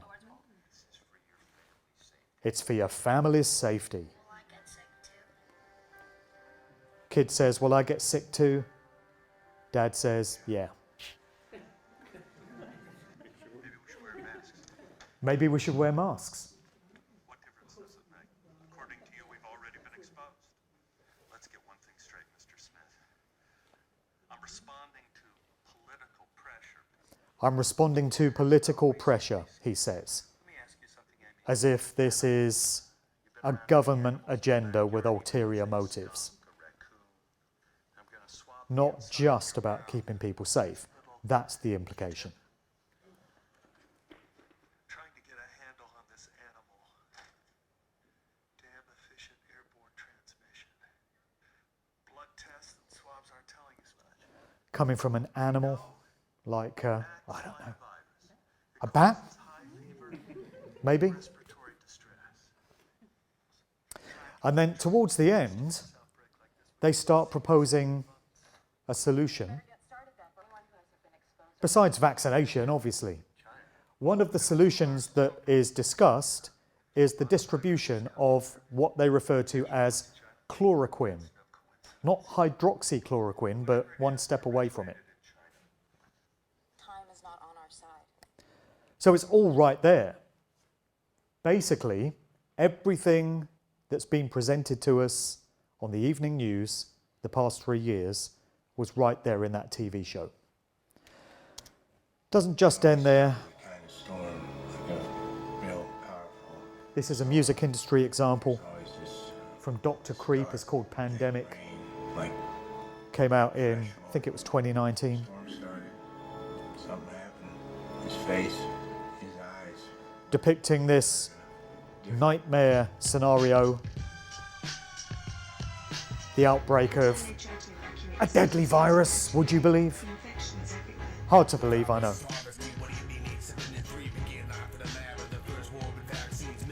And here they are with the hazmat suits on, talking about the distribution of vaccines. And for me, the most interesting aspect of this is that during the lyrics, they actually say 2020 coronavirus in a song which came out the year before. It's a lucky guess, wouldn't it? Seems to have been a lot of foreknowledge. Not least from Madonna, the aforementioned, who can always be relied upon They think to step up and push an agenda or two when she's instructed to by her handlers. we know This is Madonna at Eurovision, not ready to. May 2019. The storm isn't in the air. It's inside of us. The storm isn't in the air, it's inside of us. Tell you about love and loneliness. Dancers in gas masks, But it's getting late. dropping down as if dead. Can't you hear outside of your supreme hoodie the wind that's beginning to howl? Can't you hear the wind that's beginning to howl, she says. Then she blows on the dancers and they all fall down as if dead from, oh, I don't know, deadly virus or something like that. And she also says they think we are not aware of their crimes, but we know. We are just not ready to act.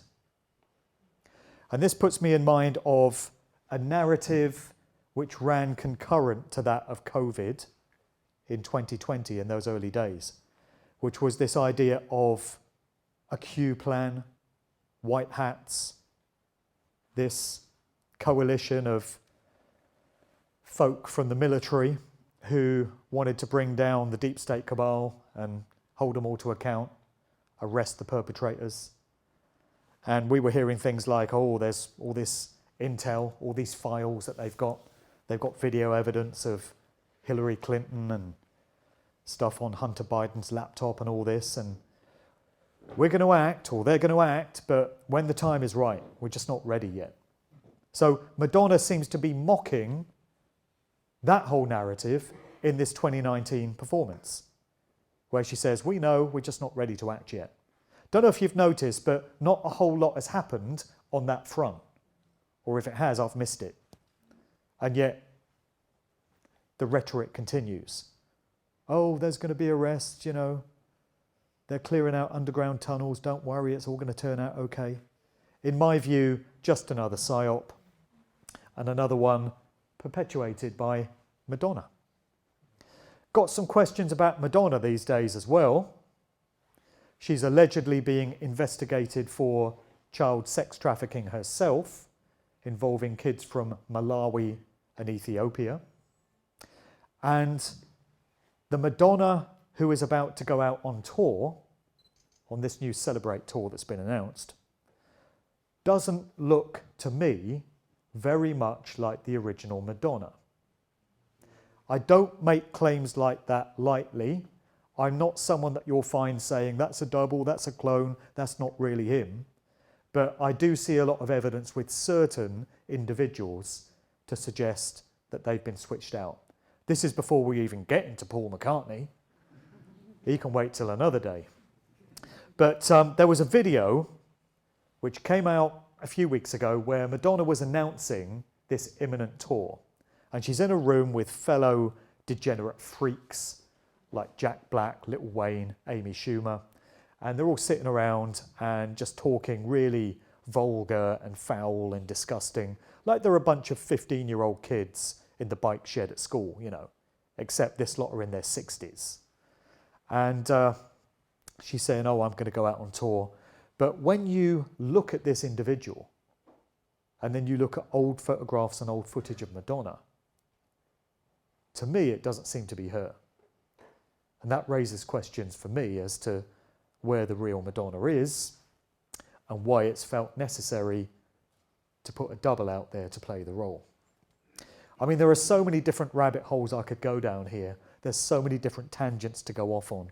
This really is a huge subject, but I'm going to keep within the confines of this talk's time, so we won't go too far down that one. But always, always more questions than answers. And this sums up what is going on, because we live in a satanically inverted society where everything is the wrong way round. Everything is the opposite of what it should be. Where complying with tyranny, doing what you're told by dictators in a would-be communistic societal takeover is now a virtue. Do what some Satanist or paedophile tells you, and that makes you a good person in society. Whereas to stand up against tyranny, to say no, to refuse to comply, to think for yourself, to investigate, to present your findings, to sound the alarm bells when you find something desperately wrong, and to try and save other people's lives, makes you a pariah in society. You try and do that, you're a bad person. You get deplatformed. You get accused of hate speech. You get accused of being all kinds of things. That's the society we live in. You may have noticed. It's all upside down. So they lie to our faces, but they tell the truth cryptically for those who are able to decipher the obfuscation. So the nightly news and the proclamations of politicians will be pure deception, and usually a 180-degree inversion of the truth. Whereas it's in what we're trained to think of as fiction or entertainment that the truth so often lies, albeit concealed with layers of symbolism and allegory. So that's what's been going on. Not the best of news, but the good news is that now at least we can know about this. Now we know how the game is played, because it's possible to do this style of research. It's possible to know all about this, and it's getting to the point where no one has any reasonable excuse to say that they didn't know. Because if you didn't know, why didn't you know? If we can all know, everyone else can as well, so long as the will is there to do the research in the first place. Getting into aspects of a presentation that I put together in the middle of the worst of the COVID madness, bad science and celebrities for hire. So this serves as a reminder of how owned assets are put to use to prop up certain agendas as and when the need arises. So, a lifetime actor, a great example of the concept of a lifetime actor. That's somebody who's in the public eye, everyone's heard of them, they know who they are, but their fame and their prominence and their influence comes at a price. As we discussed in part 1, you don't get to have a career as long-lasting as Paul McCartney's, if it's really him, without playing the game. So all these decades on, 60-odd years later, he's still being called upon to prop up agendas. So I feel fine. Beatles legend McCartney gives COVID vaccine a shot in the arm. Of course he does, because he's told to. Paul McCartney slams the idea that wearing face masks infringes on civil liberties. That is stupid, he says. Well, that settles it then. Guess it's just stupid. From December 2020. So in Musical Truth 3, I'm talking about the mass compliance of the overwhelming vast majority of musicians when it comes to the COVID narrative. Most musicians had nothing to say at all.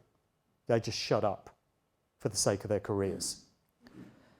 Of those that did say anything, 99.5% were just reinforcing the official narrative. Whatever the government said, they said. Whatever the newspapers said, they said. No deviation whatsoever. There's about 0.5% of famous music names that had anything to say by way of dissent. Van Morrison, Eric Clapton kind of spoke about a bad experience he had with the vaccine. Didn't take it any further. Would have been nice if he did. Ian Brown, formerly of the Stone Roses. Right Said Fred. What's going on? When Right Said Fred have become the political activists of the day, something's gone very wrong. And then, you know, I'm starting to run out of names already. Richard Ashcroft of The Verve had a couple of things to say. Morrissey of the Smiths had a little bit to say. Danny Rampling, the DJ, but not many others. And that, in an industry as widely populated as the music game, is a travesty and a tragedy. Because it's obvious that these people are not speaking out because they fear for their careers and they realise there'll be repercussions. And only a very small few have been prepared to stand on the side of sanity and what is right, what they know to be right. Another one, Sir Ringo Starr. Lots of sirs. This is a video that he put out on New Year's Eve 2020. He sat behind his drum kit, wearing a face mask, in his own house, with no one else there. He's like one of these people you see driving around in a car with a face mask on by themselves. They're stopping themselves from giving themselves the virus. Yeah, makes a lot of sense. And Ringo's just saying, do what the government tells you, stay safe. Of course he is. That's why he's Sir Ringo, right? Sir Paul, Sir Ringo reinforce government narratives. John Lennon, George Harrison dead. I think that pretty much sums up the whole dynamic when it comes to the true nature of each of the Beatles. Couldn't have those two guys around during this kind of era. So Bob Geldof, as we mentioned earlier, major player, singer with the Boomtown Rats, but that was just a way of making him famous so that people knew who he was. Ready for his real work to begin in the mid-80s with that Band Aid, Live Aid project, which was all about laying the foundations for the New World Order Agenda 2030 master plan. So we're fast tracking towards that with every passing minute now, hurtling towards where they want things to go.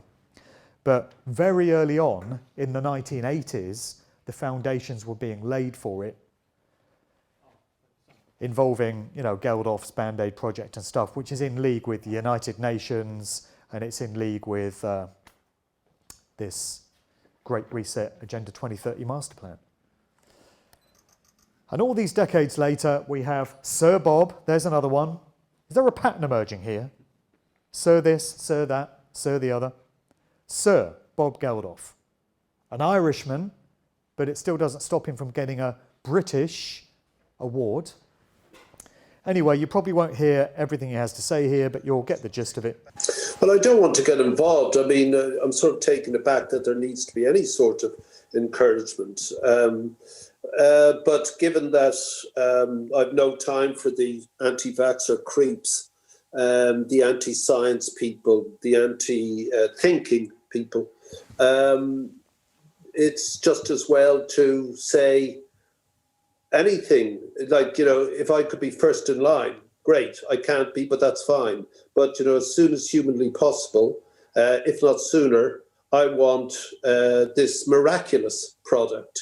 I mean, since we identified this little bug, this clever little thing, up until this very moment, for all of the resources and the brain power that were put into this to come up with something that defeats it is an exceptional human achievement. It is one of the great pinnacles of being human and achieving something. And just for that alone, just to participate in that achievement, I'd like to be there. But I'm coming up I'll be 70 next year. So I don't want to be vulnerable to it. I'd like to be around a little longer. I certainly, above everything else, have no wish ever to harm another person, ever. And if I can do anything at all to prevent that, then I will. I take lockdown seriously. I'm in quarantine at the moment. I take it really seriously. Everyone in the family wears a mask. And if you don't want to, don't give me any political nonsense about it. Just do what you're meant to do to stop other people hurting. Yeah. That's it. But given that I've no time for the anti-vaxxer creeps. He says he's got no time for these anti-vaxxer creeps, these anti-science people, these anti-thinking people. He's saying the COVID vaccine is a marvel of modern science and he can't wait to have his. It's all right, you can have mine. I don't mind. And it's a wonderful thing that it's come along.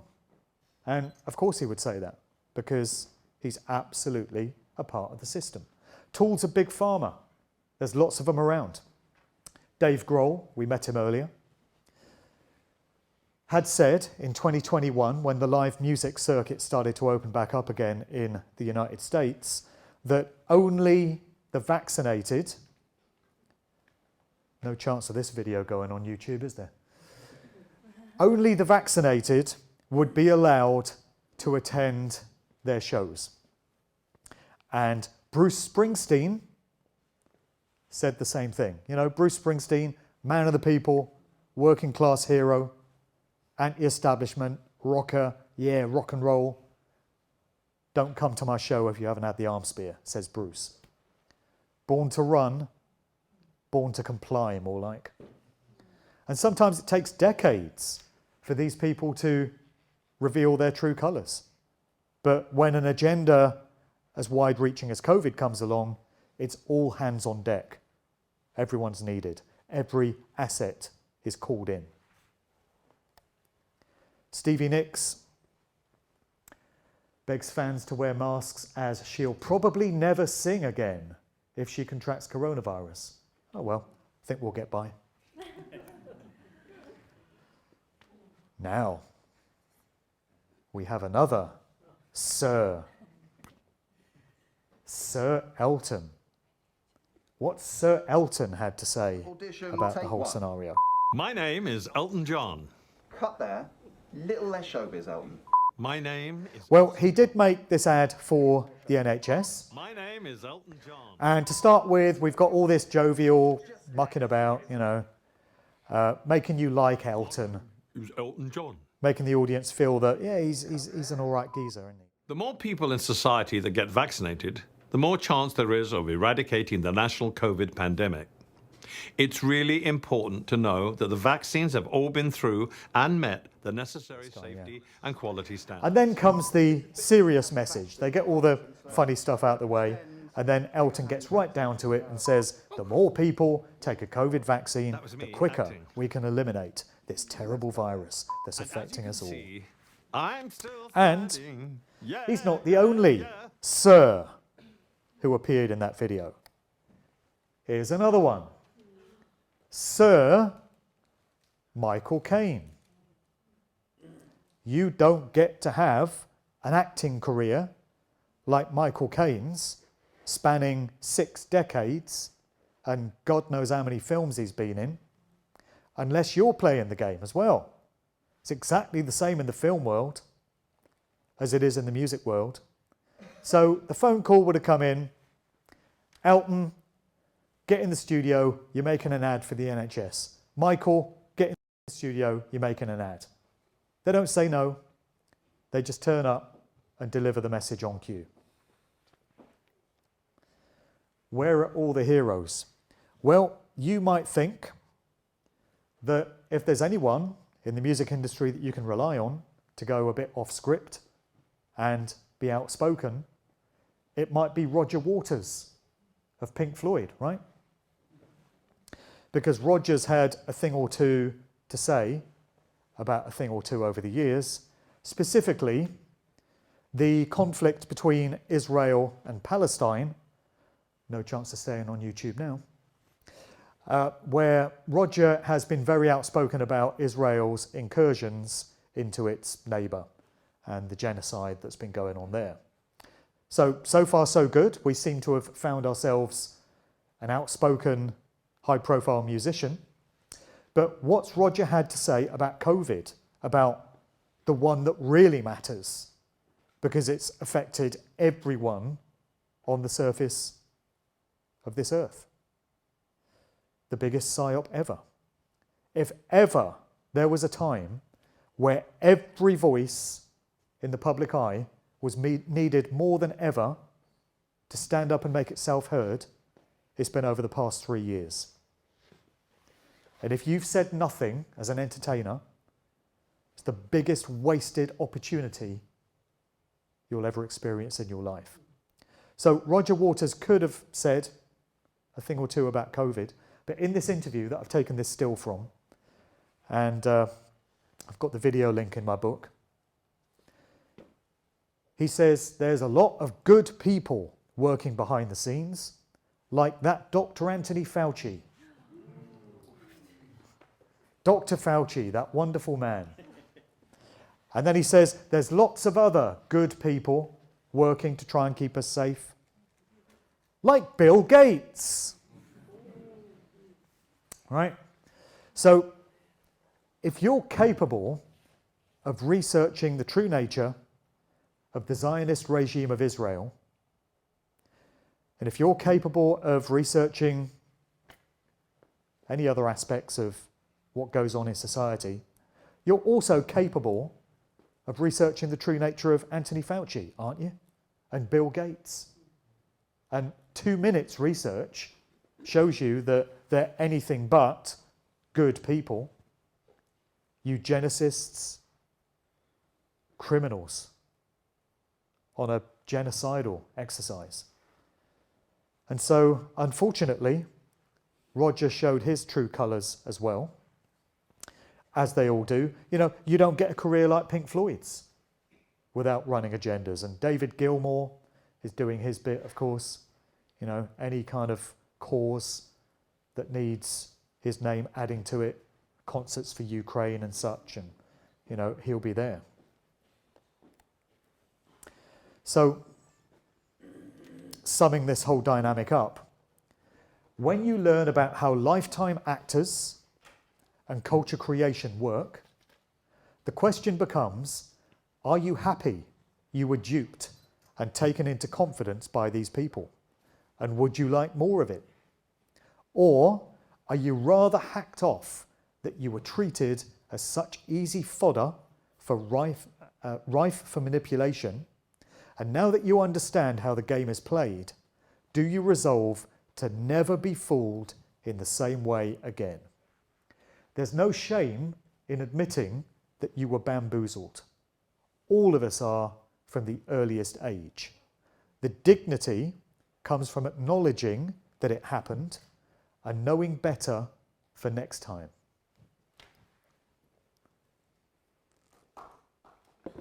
So, there's a reason why the phrase, "Fool me once, shame on you.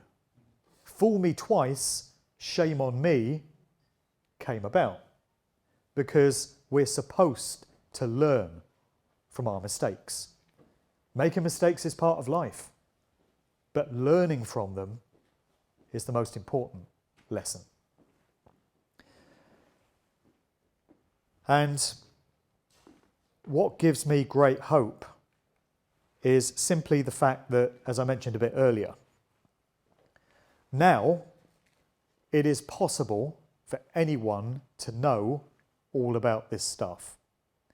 People are getting hip, people are getting wise to how the game is played. They're getting very blatant with their occult symbolism in these shows, the Grammys, the Super Bowl halftime show, to the point that what we would call normies, regular folk, are starting to comment now in chat threads and stuff, this looks like a satanic ritual. Yeah, well done, you got there in the end. This is blatant Satanism, why are they doing this? Great, okay, you're catching on, welcome on board.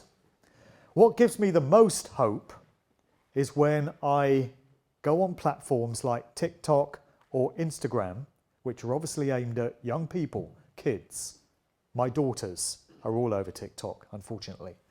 But every now and again, you get a truth video posted on TikTok where they'll be exposing the satanic side of the industry, such as the other week Sam Smith at the Grammys, dressed up as the friggin' devil for a song called Unholy, just completely and utterly in your face. And every now and again on TikTok, you'll get young people saying, yeah, I see what they're doing. I saw that Baphomet symbol. I saw the pyramid. I saw the snakes. I know they've sold their souls. I know what they belong to. That's very encouraging when it comes from young people. I do a lot of gigs. I do a lot of conferences, and most weekends I speak at an event like this.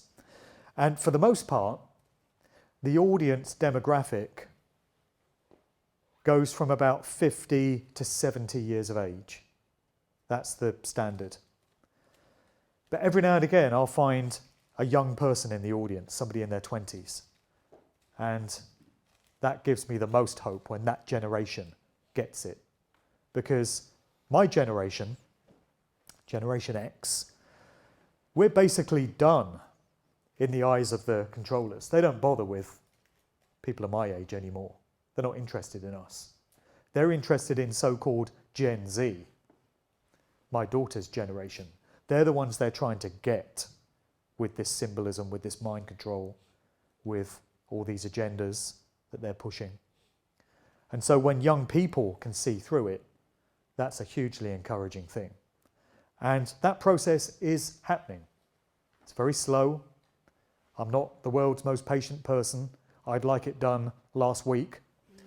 But, it's a slow process. We're undoing decades, if not centuries, of societal mind control and psychological manipulation. It's going to take some time to undo. But I'm seeing signs that the process is underway. A lyric from one of the most famous rock songs of all time, Led Zeppelin's Stairway to Heaven. Very interesting track to analyse. There are backmasked messages in this song. I've gone into this in my work. There's a point in the song where if you play it in reverse, the lyrics come out as saying or sounding like something to the effect of, here's to my sweet Satan. And there are other sort of satanic messages coming through the lyrics.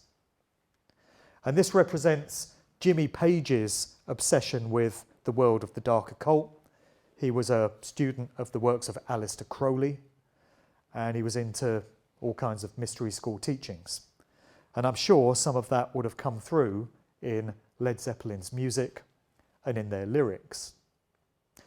But this song, as well as containing messages like that, is also, to my thinking, a very beautiful song. And it also contains a very uplifting message. So the Stairway to Heaven could be taken to be a symbolic rendering of the idea of the raising of Kundalini energy. and what is sometimes referred to as the raising of the chrism oil. It's this internal alchemical process which results in the pineal gland, the portal to higher consciousness, being activated, said to glow purple, sometimes referred to as purple rain, which would be what Prince was really singing about in that song. And so Stairway to Heaven could be taken to refer to that, because it's energy going up the human spine, the 33 vertebrae.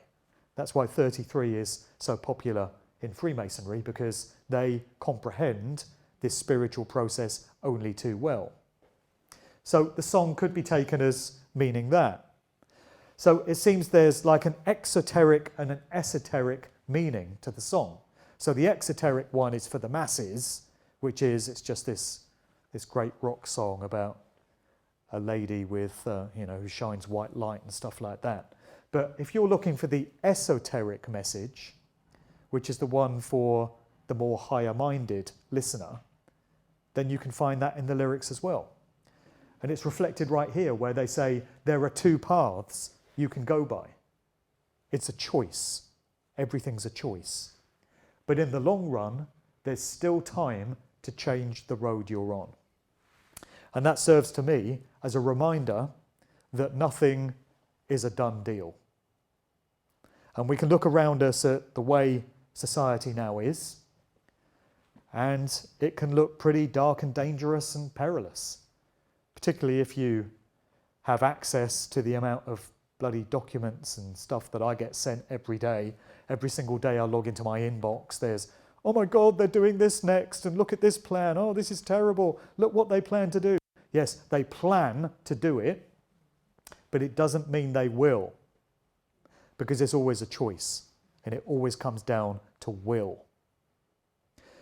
And I just feel that the more blatant they get with their symbolism, the more obvious they make it that these stage shows and these music videos and such are occult rituals, the more obvious it is that all celebrities are owned and they're told what to say and you can't trust a single damn one of them. The more that penny drops and the more that knowledge becomes commonplace, the more difficult it's going to be for the old agendas to continue working. The mind control spells have to be broken. And when you discover how the magician performs his tricks, you'll never be fooled in the same way again. This job that I do is not always popular with a lot of people, because I get accused of destroying their nostalgic memories or their attachment to a particular group. And I get it. I was a music fan. I was a DJ for many years. There were certain artists I liked, certain styles of music, and I've had to come to the grudging acceptance that I was duped, I was fooled. These people weren't who I thought they were. And all I'm really doing here with my books and my talks and such is delivering the message. I'm the messenger. I didn't make things this way. I'm just reporting on how I find them. And I think somebody needed to do that, and I just seem to be the fool that stumbled into the job. So that's why I'm here. But I do feel that we're headed in the right direction. Things are only going to continue in that same direction, and nothing is a done deal.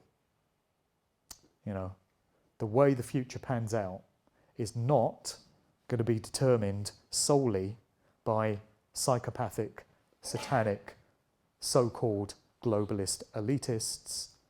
It's going to be determined by we, the people, and what we choose through our free will.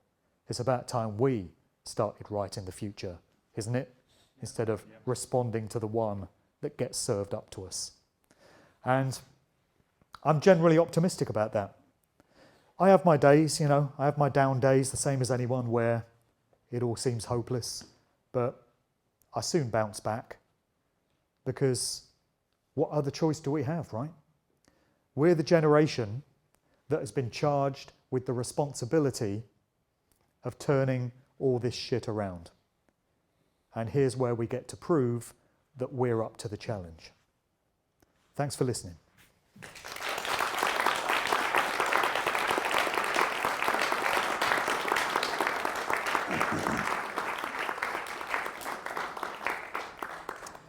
So I think we've got time for a bit of Q&A. If anyone's got any questions that they want to shout out, we can spend a bit of time on that. So yeah, we've got one here. Thank you. Have you seen any, the opposite of these controlled artists? I, for one, have studied Frank Zappa for at least 50 years, 45 years. His lyrics seem to have seen through all this in the 60s. Yeah. That's Yeah. Well, Joe's Garage is a very... They tried Zappa was part of the Laurel Canyon crowd. So he was involved with all those musicians who were instrumental in the counterculture. But he seems to have been very much against it from looking at some of his lyrics. And I've seen some of his songs where he seems to be sounding the alarm bell about the elite control system. And Frank turned up dead at the age of 53 in the early 90s, which might tell us something. So I think every now and again, his father, by the way, worked in the Edgewood Arsenal military base on biological warfare. So Frank was a military brat. But I do wonder if every now and again you get one of them that wants to sort of spill the beans and they're not happy with what they're a part of. So they do their best to speak out. And I'm sorry, I think it's illustrated on the lyrics page on Joe's Garage Parts 2 and 3. There are lots of beakers and chemistry equipment right. that illustrates the Right. warfare. Right. I mean, I've heard both opinions about him. Some people, my cynical friends would say, no, he was just pushing agendas the whole way. But then you have people like, do you know Max Egan, the Australian guy? He's a big Zappa fan. And whenever he talks about Zappa, he says, no, Frank was trying to tell us. And I do find it suspicious that he died at the age of 53. So maybe he was one of the good ones. Yep.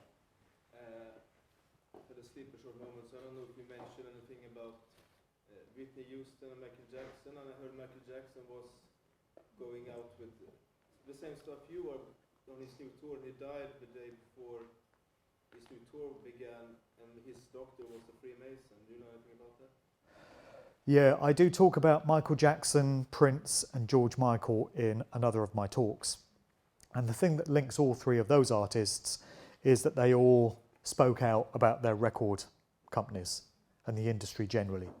So they complained about the shackles that the industry has over artists and the fact that artists are nothing more than slaves. So they were trying to win back their own autonomy and get the rights to their own master tapes and their music publishing. And they all turned up dead in suspicious circumstances in their 50s, you know. So Whitney Houston, as far as I know, was not outspoken about the industry and wasn't particularly controversial, but her death was extremely suspicious as well. And I've gone into that in previous talks. She turned up dead in a bathtub at the age of 48 at the time of the Grammys in LA in, what year was that? 2012, yeah. And the party downstairs continued even when it was known that she'd been discovered dead in the bathtub up above. So that whole event seems to have been some sort of ritualistic celebration of her murder.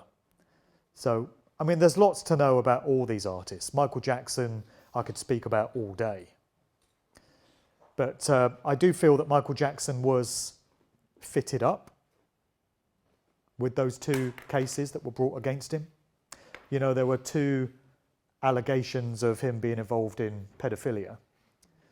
And it's my view that both of those were created to keep Michael on track and serve as a reminder of what they can do to him if he doesn't play ball. That's just personally the way I feel about it. I don't feel Michael Jackson was a paedophile. I think he was fitted up. I've got a question there. What about Bob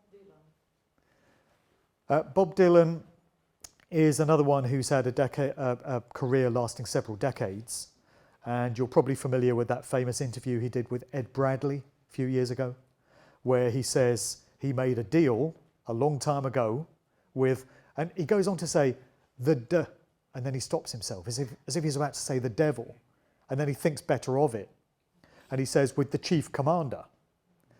And Ed Bradley says, the chief commander of this world. And Dylan says, of this world and of the world we can't see. And he says, I made a deal a long time ago, just like the one we saw with James Brown, exactly the same nature. And I'm holding up my end of the deal. That's what he says. And he says, that's why I've been around so long. And he seemed to have an air of regret about him. You know, he was sighing as if he was thinking, why did I do it? You know, if only I'd not signed. But that's it, you know, he's in for life now. Yeah, question here. Yes, I have a question. I think the favorite is that they both provide us with like the bad guys and the good guys, and I don't know. I try to think of an example, but I think Bob Marley is interesting because he says stuff like "Don't gain the world and lose your soul" and such things. And but I also I wonder if you think he was a Freemason, because I saw some stuff about that, and if he maybe were rebelling against them and were killed because of that, or if you think it's just comparison. I think we might have a similar situation to the one with Frank Zappa, in that Bob Marley's father was a British Navy officer. So we've got another connection, just like Jim Morrison's dad. And yet Bob was a political activist, and his music was very empowering and very positive and uplifting. So again, a cynical researcher might say, well, that was just Bob playing a role. But I personally think that Bob Marley was genuine and sincere. And I certainly feel that he was knocked off by the CIA. So we're told, the official version of things, which is highly implausible, is that Bob Marley broke his toe playing football one time. And it got gangrenous, and this form of cancer developed through his toe and spread through his body.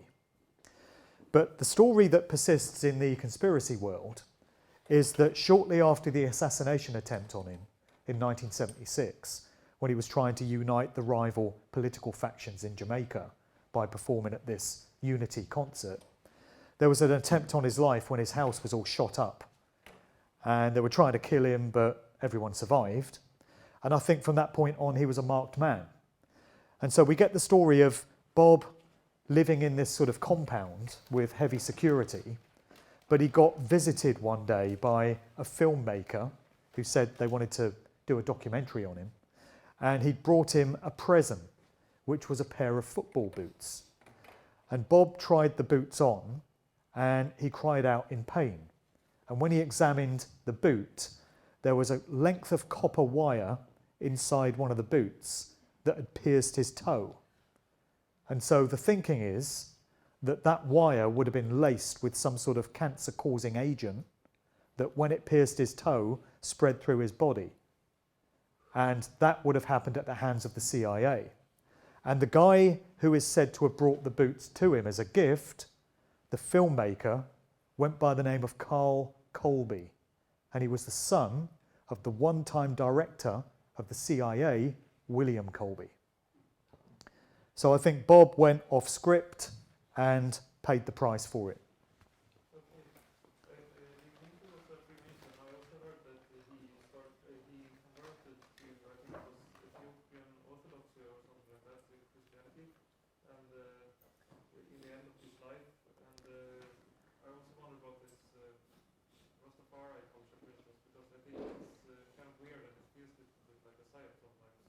Yeah. Yeah. Well, I don't know anything about him being a Freemason. I've never heard that suggestion. But yeah, clearly he embraced Rastafarianism. And that's a very interesting spiritual system because it seems to draw on Judaism very heavily. The Zion train is coming our way. Right. Yep. Lots of references to Judaism, to Freemasonry. It seems to be a sort of melting pot of there's some Christian stuff in there from the Bible.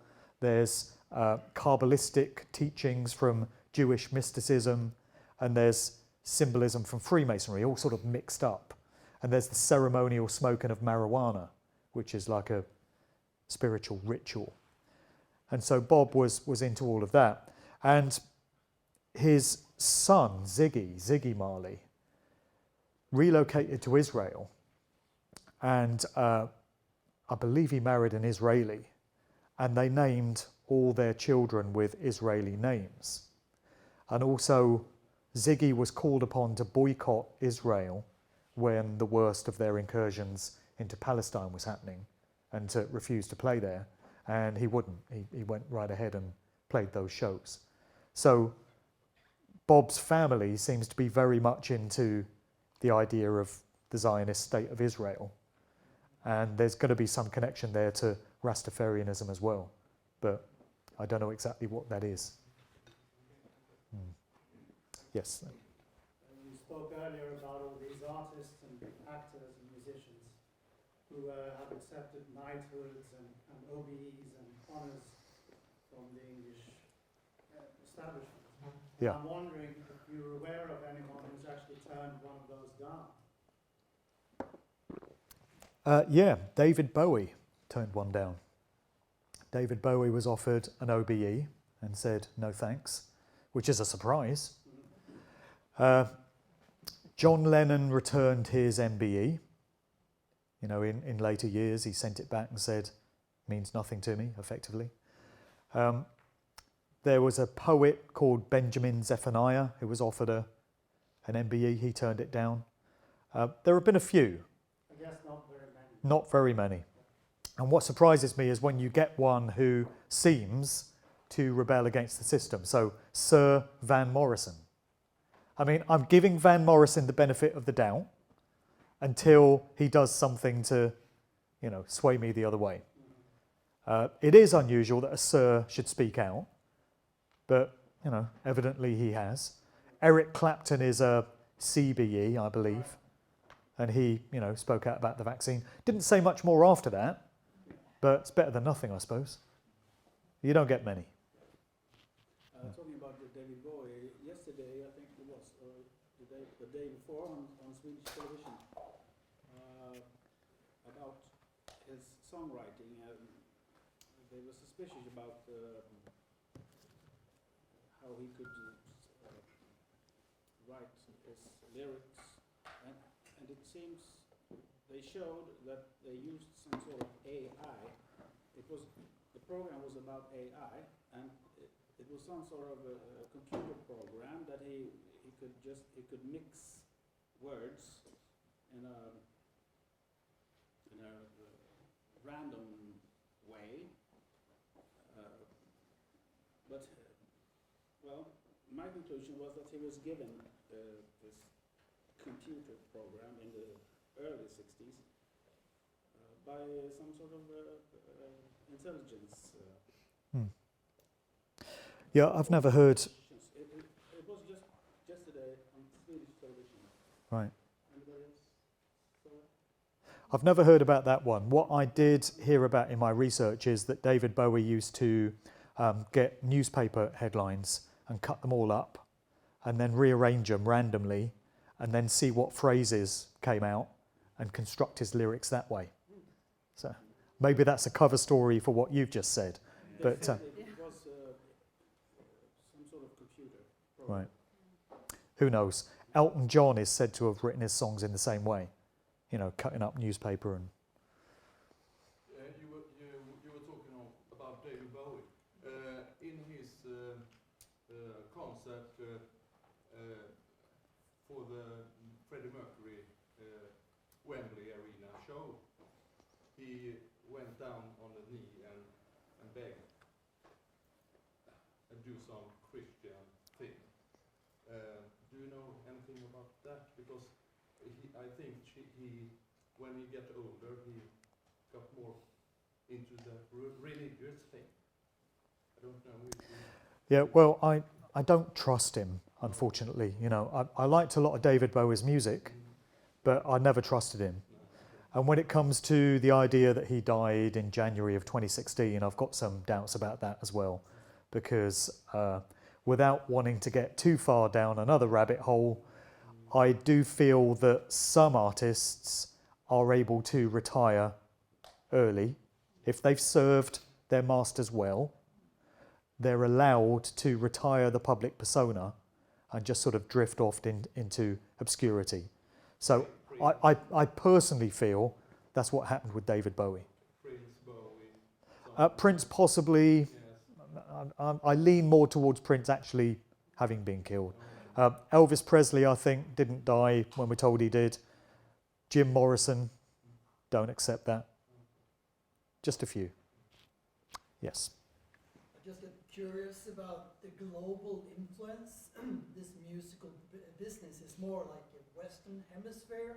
It's spreading, but it can't really go all the way. Like different countries, Asia, all of Asia, Russia, China, the whole world. Is it all influenced by one industry like this, or? Yeah, well, it is. It is all over the world. You know, there's a massive Chinese pop industry. There's J-pop out of Japan, K-pop out of Korea. In the same way, control. Yeah, same symbols. You'll see the artists doing exactly the same symbols, same mind control stuff in the videos. It's coming out of Australia. It's coming out of South Africa. It really is everywhere. It's just another reminder that we've got a worldwide control system. I'm thinking the Rockefeller, I don't know, there's like 13 families, or some families, they seem to be more located west, but the Chinese, everybody's cooperating on this kind of control agenda. Yeah, it's a top-down hierarchy. You know, there's a very few at the top, and because they control the money system, literally you create money out of thin air, you know, money talks and money buys people and gets people to do all kinds of things. So if you control that, you control everyone below you in that pyramid of power, because everyone wants their salary. So. And they come together, like Chinese and yeah, well, we saw that during COVID, you know. The whole world locked down at exactly the same time in exactly the same way. Well, I don't know what happened in Sweden, actually, because early on I heard that Sweden was not playing a part in that at all. But then a bit later on I heard that, you know, masks had come in and all of this. So maybe you can tell me. Same thing, but they couldn't mandate it. Right. So it was always a recommendation. And they couldn't force people. Did most people wear them, or? No. 50-50 pretty much. Right. But they couldn't do a lockdown like they did in all other countries, because the Swedish law didn't permit it. Okay. It's only a recommendation. But we had vaccine passports. We had. Yeah. But that's what. I don't agree. I mean, in Sweden we do things voluntarily. They didn't have to force us to anything. That's what Matt Hancock is saying now, the bloody former health secretary in the UK. He's now saying, oh, you know, they were never rules, they were just guidelines. Yeah, but they didn't tell us that at the time. They were like, you must do this, you must do that. And now he's saying, oh, we were only recommending. But yeah, the fact that pretty much the whole world was locked down at the same time is a reminder that it's a worldwide control system. Otherwise, you'd have countries saying, oh, well, we don't agree with what the WHO is saying. We're not going to do that. And we don't agree with masking. We're not going to have that. And no, social distancing isn't necessary. But none of them said that. They're all on the same page. There were some exceptions, but they disappeared. Well, very few, yeah. What was that European nation? Was it? Belarus, yeah. And there was an African nation where the guy wouldn't play ball and then he died of a heart attack conveniently, didn't he? Yeah, I forget which nation that was. Can I ask you something? Yes. Have you noticed the color they use? Like orange, often orange, color orange. You know, IS, you know, ISIS, when they death row, they have the orange clothes and in the prison. But I noticed in your picture. Like my book. No, yeah, that's true. But in your picture 9/11, it was orange. Did you notice that? There are the orange color means death. You know, the danger signs often is orange, orange, and so Illuminati use it orange, the color. So they are telling us they are dangerous. Right. You know, study that. It's very interesting. Sure, yeah. I know orange is associated with Freemasonry. People have said, oh, look, he's a Freemason, his book's orange. But you are allowed to use orange without being a Freemason, you know. I just thought that was a beautiful design. Yes, and I love orange, but I'm not in the Illuminati. Yeah. Yeah, but they use colours, yeah, for sure. They use colours as well as, you know, we've got the colours of the chakra system there. You know, each chakra has a different colour allotted to it, so it's definitely important. Yeah, let's make this the last question because we've got to pack up after this. Did you do yeah. some more research around the punk era in Britain? If it was created and controlled, or? Yeah, I've done quite a bit of research into that, and I would say it was absolutely a construct. It occurred in Britain largely at the hands of Malcolm McLaren, who was the driving force behind the Sex Pistols. And they wanted to shake up culture and steer youth off into a different direction. It's very similar to what they did with the hippies in the 60s. They just kind of used the same blueprint with the punks in the 70s. So when the Sex Pistols were put together, they were effectively a boy band. You know, McLaren plucked them from different places, and Sid Vicious's father worked as a guardsman at Buckingham Palace, one of the Beefeater guards, and his parents met when they both served in the Royal Air Force. So yeah, punk rock. And yeah, the whole group just seems to have been a construct. And another family that had a big stranglehold over the punk movement was the Copeland family. People may have heard me talk about the Copelands before. It's a CIA family. So the patriarch was Miles Copeland Sr., and he was a career CIA guy. And he had 3 sons. One in the police, Yeah, exactly. And his 3 sons were put to use in the music industry. There was Stuart Copeland, the drummer with the Police, and then there was Ian Copeland and Miles Copeland Jr. And they pretty much controlled the punk and new wave scene on both sides of the Atlantic, managed many of the groups, signed them to their record label. They had a holding company, which they called Copeland International Artists, or CIA, because they were telling you. They had a music booking company called Frontier Booking International.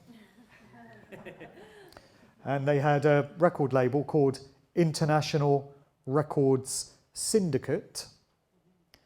And they had the police, because the job of the police, the group, was to police all the other groups on the scene, keep an eye on them. And also in the police was Sting, as in a sting operation. You never see it coming. Where were Ian Copeland? What did he play? Ian Copeland? He was an executive. He ran the business side of things. He wasn't a musician. Yeah.